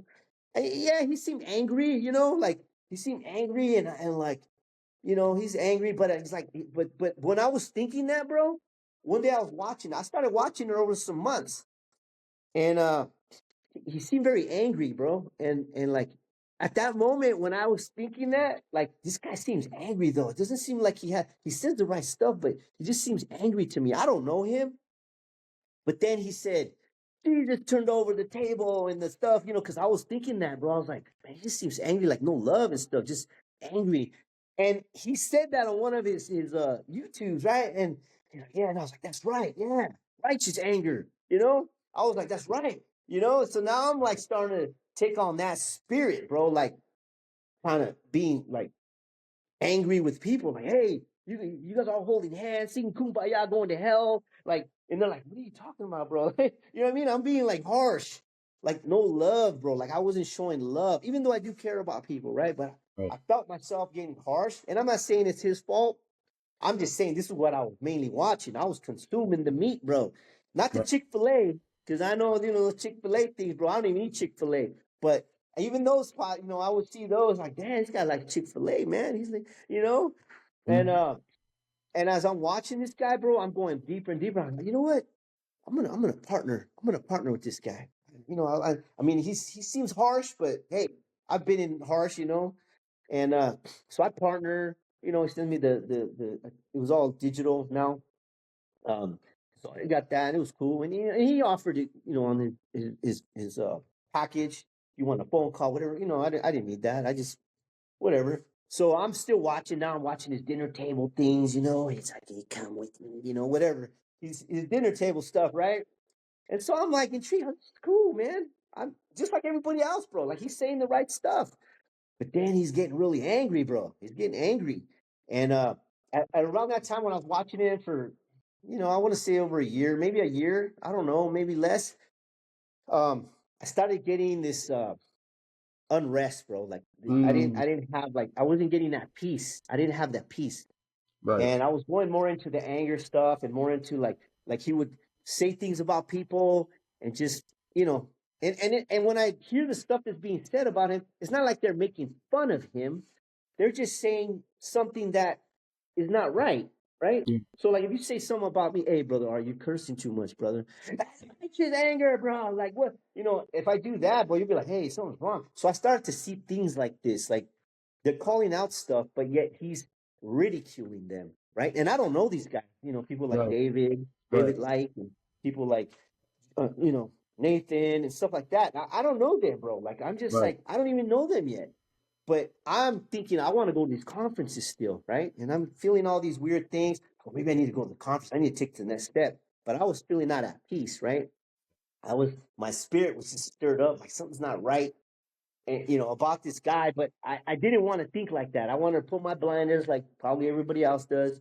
And, despite the empirical evidence, what you Yeah. see, you still wanna believe it, right? Because this is a good guide and they're saying the right stuff and they talk about the stuff you want to hear, right? Like the The Illuminati and all that kind of stuff. And itching yeah, tickle that ears. ear, right? And I'm not saying anything, I'm not saying I did, it did drive me back to the Bible. So I will Right. say, like when he was talking, he drove me back to the Bible. That was good. So that kept me going, like, hey, it's not bad. But I knew there was other stuff, you know what I mean? It's kind of like the pastor who's like, yeah, love, peace, and then punch that baby.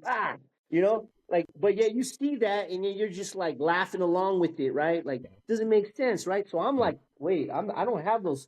I'm not spiritually blind anymore, but so I'm stirred up. I know that's not right. That's not right. That's not right. I mean, I have faults too, but you're a teacher here. You're teaching on you.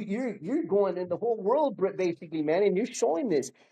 And then it was weird because as I was getting stirred up, I had to talk to my brother Eric. Right, I have to do it, bro. Hey, Eric, check this clip out. So he's looking. He's like, again, he stays quiet, bro. I'm like, what's going on? So maybe because I'm getting stirred up, like something's not right. And he goes, oh man, this no love, man, anger, like pride, like, and because I showed him also like the rap and stuff is coming out.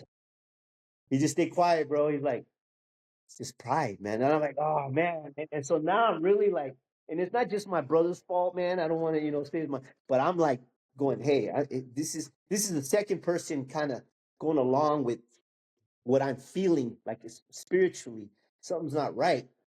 And at that time, bro, I start having these dreams. And I'm not saying Wally, he's gonna say, oh, whatever. No, I'm not saying he did this, but I start having these dreams of this spider, bro.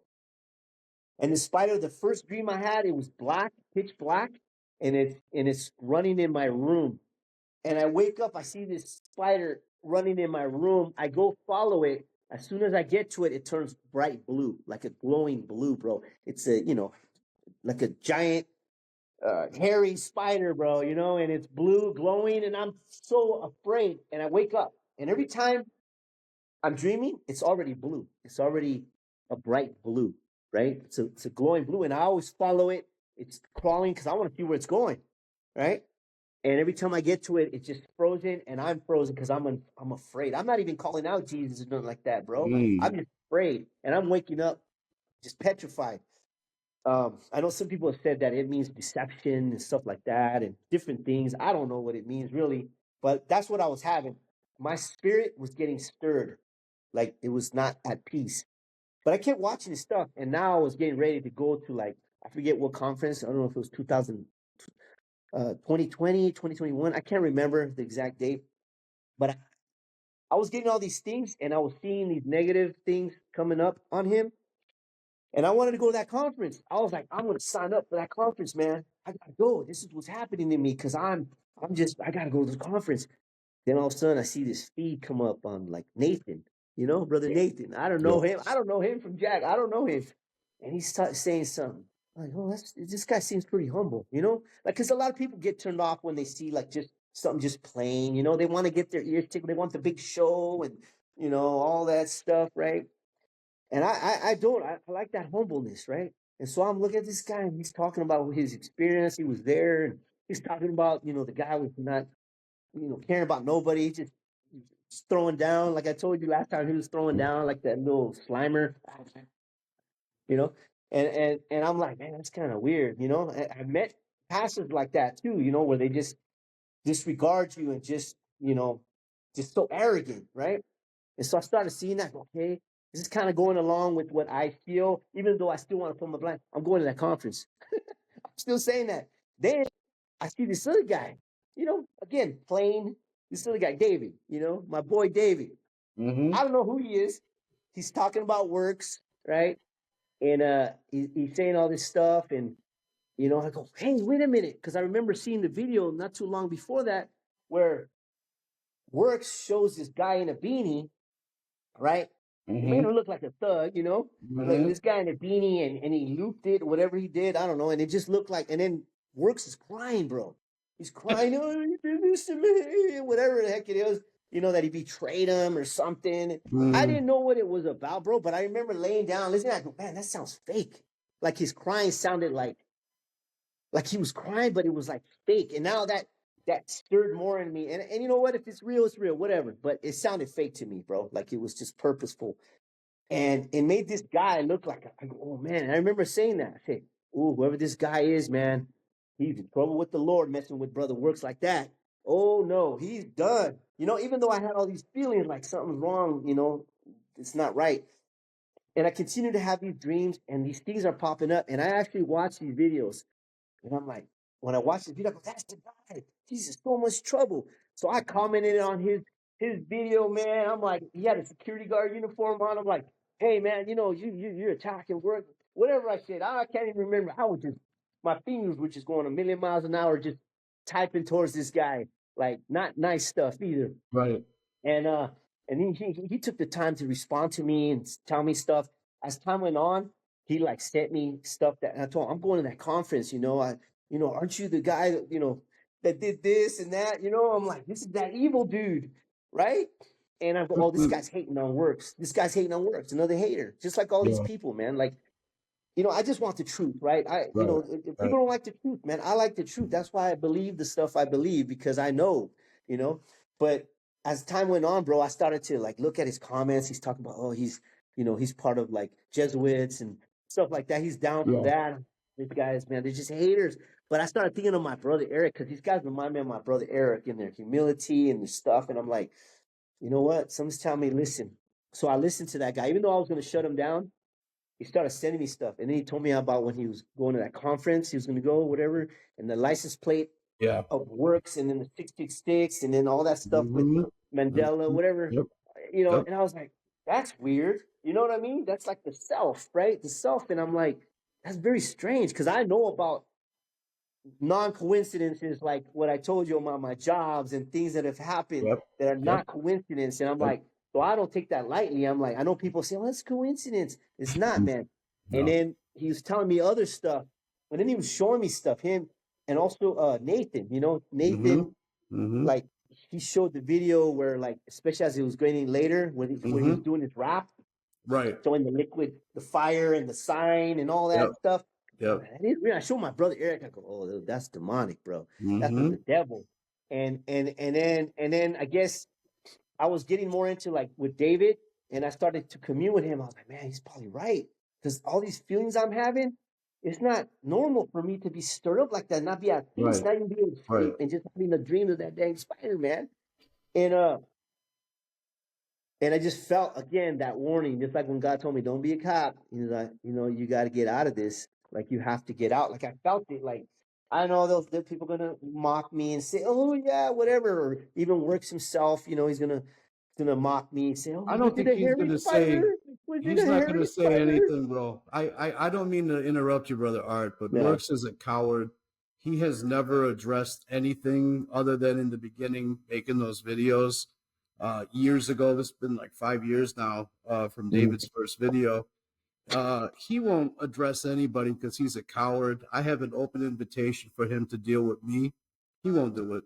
But what he will do is take people that he's brainwashed and force them under duress to defend him. And, it's just really silly, the stuff that they're doing. And, your testimony is so important because you were on the periphery. Uh, you were getting these demonic dreams of the spider while you were contributing and tithing to him and his cause. And the minute that you stopped tithing and you got out of there, the dreams stopped immediately. Yes. The spider's color is very interesting because it's the same exact color as the crystal that you coveted when you were doing witchcraft and magic yourself. I think there's a huge spiritual significance with that being And the the same medallion, color. the pentagram as well. Yes, being the same color. Exactly, exactly. That the spider, Deception, spiders lay bro. webs. Spiders lay webs for people, and they entrap people. I think there's a significance to your geographical location because the Bohemian Grove is out there, and they have a saying there that says weaving spiders are not welcome or something like that. And basically what that means is they're about their business when they're doing their occultic stuff. They don't want anybody there that's going to stir up controversy or ask questions. They want to lay their web and catch as many flies, if you will, in that web. Plus, the color is significant to Hindu gods as well. And there's just there's a lot to be said about that. But the important thing is that the dreams stopped the minute you stopped contributing. The anger you were feeling, because you really made me laugh, bro. The first time we spoke, you told me when you were watching him, you would just get angry and you wanted to eat Chick-fil-A. You That's wanted right, to bro. eat chicken I, and be angry. and I wanted it plain too. Yeah. And actually, this is the straw that broke the camel's back, bro. Was when I wanted to see. So all these guys are saying this stuff, right, about his CD and his stuff that was coming out, and I want to see how he reacted. I want to say, okay, I want to see how he reacts to this, because if you criticize me, hey, bro, you're cursing too much, or you're doing this, hey, bro, this is going that direction. I have to be humble and say, no, he's right, man. Instead of, like, what he did was he put a meme with Nathan, David, and all these other guys. He put a meme out and he just ridiculed them, like Yeah. literally, and I mean, I don't know what kind of face he's gonna make. He probably make about me. He'll probably put me like this, like, like he put a meme of these guys, bro, and just made fun of them, bro, and just and then he rationalized it like it was righteous. It was righteous ridicule somehow. Like, bro, if somebody's telling you something is off, like a sign with hell and sheep and sheep dying all around, there's a wolf and a light emanating, like, and even the Jesuit stuff, he could explain it. But here's the thing, man. Do not be in the evil or have the appearance of evil. If people are telling you and you're seeing that has the appearance of evil, why are you still going to have that in your, CD or whatever, your music? Why would you keep that there? People are pointing that out to you. Instead, you're going to rationalize it, even if that's the reason. You're going to rationalize. I could have rationalized, hey, I'm going to keep doing these creepy magic tricks. When one of those kids said, hey man, that's the devil, bro. That's the devil. And then that got me too. This is all happening, not too about the same time where I'm getting, told like this is of the devil. Like when I was tricking people, and that last kid, another last kid that said I did the card tricks, he's like, oh, get away from me, man, that's from the devil. And I didn't want to say, hey, I like this. I said, oh man, this is the appearance of evil. Even Right. though I know it's what I'm doing, why wouldn't he take it in a humble manner and say, hey, yeah, this looks evil, even though this is the reason I'm doing it. This way, one way, that this way, whatever he's rationalizing, why not say, hey, this is the appearance of evil? Like it's the appearance of evil, and it is. So why Mm-hmm. would you rationalize that? That doesn't make sense to me. No. So that got me thinking after he criticized them like that and ridiculed them like that. And I showed, like my brother, I showed people that that's not of God, bro. I'm not saying him, I'm saying that's not of God what he's doing there. That you would just come out and say, hey, you know what? That's right. This does look, kind of creepy. And then the other part when he put John Todd in the beginning. Yeah. Now I listened to John Todd, back in the days. I'd seen Mm-hmm. all that. But are you putting it in there because you're saying this is your stuff too, that you put your stuff on an altar and why is that there? Like that Yeah. doesn't make sense to me. It Yeah. looks evil, bro. Like Yeah. it looks Yeah. evil. I don't care what your rationalization is about it, but it looks evil. The Yeah. appearance of evil, bro. It just doesn't fit. It fits like you're saying your stuff went on an altar, bro. Even if it didn't, it Yeah. looks evil. So to me, after all this criticism, and he couldn't take criticism, as a matter of fact, man, the part really got me too was when he's sitting on a thing and he's saying that some guy, I don't know, got injured or something happened that was Oh against yeah, brother him. Eric. Yeah, brother Yeah, Eric yeah, and is in he's the like, hospital. He took credit for it. Yeah. it's works, it's witchcraft. He's doing all that. I'm like, that's the demons coming out, bro. That's demon. Dude, who does that? Like, Yeah. when he did it, he's like, it's work. I'm like, wow, this dude's off the hook, man. Like this Yeah. guy. Yeah. God. That's when I was It. like, okay. And I showed him, I was like, dude, that's demonic, bro. Like, Yeah. I don't care what his rationalization is for that. The point is, bro, you're a leader, bro. You're leading a heck of people out here. And then you're gonna act like that and say it's righteous anger and act that way. That's what got me, bro. That's when I cut complete ties with it. I got off, I stopped partnering, and I hooked up with David and Nathan, and ever since, man, like they help me stay grounded. And we don't do it all the time, and it's not about works, we just pray, it's like but I get it, man. Like I understand how what he was doing, like trying to open my eyes, because I never met the guy personally, Yeah. but I was already on the verge. Like I was like hooked, bro. Yeah. Like this is a leader, man. How can you guys talk about him like this? Like no way. But my experience and my discernment, bro, and my experience of what's happened, but really discernment. And God put me through all that stuff so I wouldn't be blinded when it came time to it, bro. Because I was Yeah. one of those guys who would just be there. I'll probably be like, cleaning the shoes, bro. Like, yes, sir. So Thank God, bro. Thank God that you did not take it any further, yeah, and the Lord spoke to you and got you I saw it. centered back where you I needed to saw it, bro. be. Like I was watching it, like Yeah. literally seeing it. You can't argue with watching what you're watching, man. No. They can No. rationalize and say No. whatever they want and say Yeah. this causes like this because of this, and this sign means this. But bro, we're telling you, it Yeah. appears really freaking evil. Yeah. Why would you continue? Yeah. You're getting told by several people, and yet you're denying it. All you decided to do was go back and ridicule them, Yeah. man. And that It was a it breaking point for it me, all bro. comes down to Complete. this. And all of us as followers of Jesus Christ have to always be conscious of this. We have to keep ourselves humble. We have to keep ourselves in a teachable spirit, meaning that if anybody comes to us and says, yo, this isn't right, man. Why did you do this? Like every bit of criticism I even get doing what I do, going after him, exposing him, I take all of it into account. You know what I'm saying? I understand their position because I was there. I was there firsthand. I know how they felt. I defended him when I shouldn't have. I would have done anything for this guy, you know. And the thing is, he's not teachable. He's not correctable. And when a person is no longer teachable nor correctable, that's pride, that's hypocrisy, That's all, everything of Satan. Mm-hmm. And narcissism, ego beyond belief, the God complex, the fact that he thinks he's the Holy Spirit, and all Mm-hmm. of his people, none of them seem to realize that if they are saved and bought by the blood of Jesus Christ, they have received the Holy Spirit, especially in baptism. When we raise from baptism, we're supposed to receive the Holy Spirit. Now, the Holy Spirit can come in many other ways. It doesn't have to be through baptism at all. But to walk in the Holy Spirit, it's like he's their God. He literally Yeah. is their God. And that's what's so scary. And this is the trend that I have seen over the years, is that people who, like you, who have had a relationship with Jesus Christ, they might have a season where this guy deceives them and they drink the Kool-Aid, right?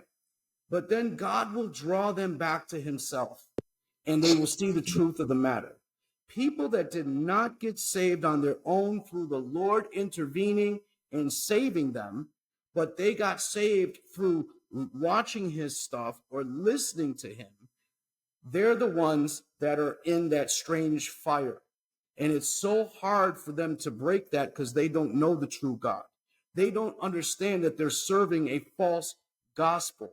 They're like, I don't even want to say a works-based gospel, but yes, it is a works-based gospel because of his name and the fact that he doesn't believe that a person is bought by the blood of Jesus Christ alone.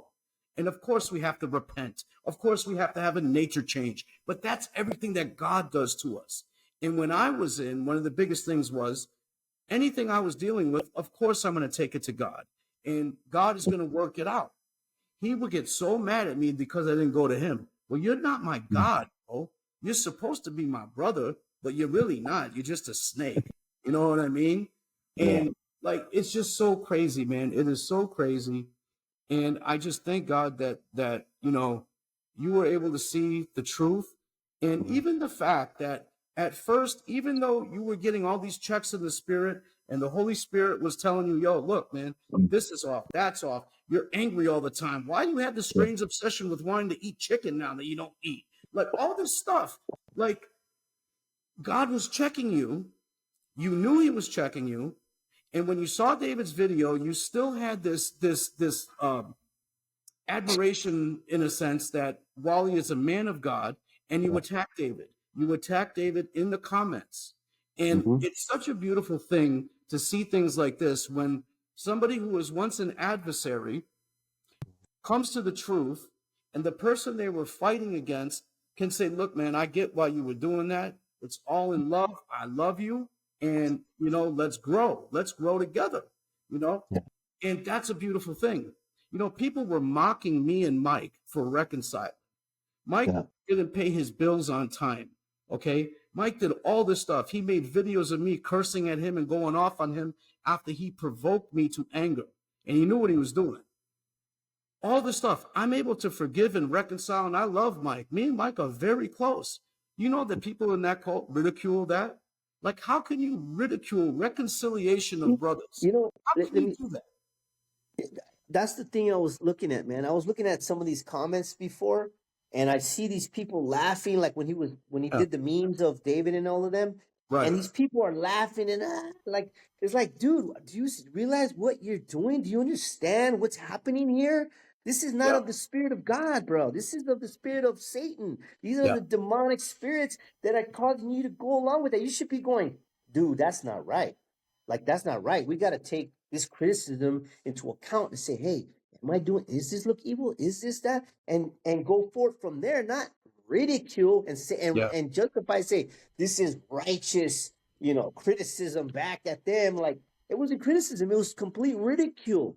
yeah, Like, yeah. and making a joke, and all these people want to get entertained. That's what Yeah, I that's saw. all I it was is. like, That's it. Yeah, they that's it. want to get entertained, bro. Like, they don't want the truth. No. There's that guy, he can't handle the truth. They don't want the truth, bro. They want there's tickling, they want, massage, all that Yep, stuff. They don't want yep, the truth, man. yep. They want it Absolutely. enveloped in, Yeah, whatever. They don't yeah, want to eat the, yeah. the raw truth of what this is. And then reading those comments, man, there's a lot of lost people, man. And I There understand is. the you know, how you want to be faithful and loyal to this person. He speaks well on stuff at times, but He's a if you fraud, really though. look He past doesn't that, care about them. He doesn't yeah, care about them. He yeah, wouldn't do nothing for them. He wouldn't, no. you know. So And so there you go, man. Once the criticism comes, how do people handle that? Do they yeah, just attack you, like yeah. just making jokes of you?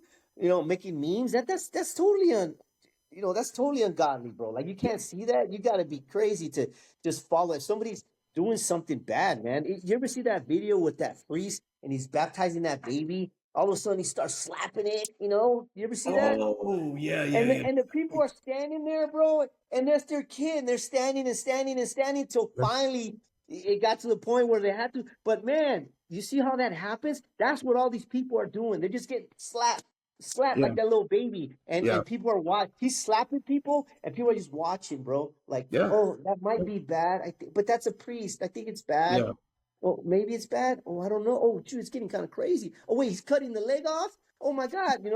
Like, don't get to that point, people. Like, really, like, I don't know what else to say. I mean, like I said, I yeah. don't know Wally, but me and Personally, him, whatever. But I was going into it, and I see how people follow this, yeah. But you gotta And be observing what is taking place, bro. And it's not just do as I say. You know what no, I mean? You gotta see what's happening here, yeah, man. yeah. You know? Bottom line, he's a reviler. That's what all this is. He's a reviler and speaking lies on people and actual slander against people. He calls the truth or a person's testimony that people speak about him, which is simply just their experience, which is what you spoke today. And people, he calls them slanderers. He doesn't even know the definition of what slander is, because that's not what slander is. He defames people, he slanders people, he's a reviler, and people will see the truth of your testimony, bro. That's why, like, we could have done this without it even bringing him up, because your story is so interesting. No, it really is. And I would love to have you back on the show, bro, at another time. Yeah. I do want to wrap this up just because I see that Yeah. I'm running out of time here. Don't Yeah. go anywhere though, brother Art. Don't go Yeah. anywhere. So guys, that was it for this week of the final word. And we love you guys, and we will see y'all on the next one. Ciao.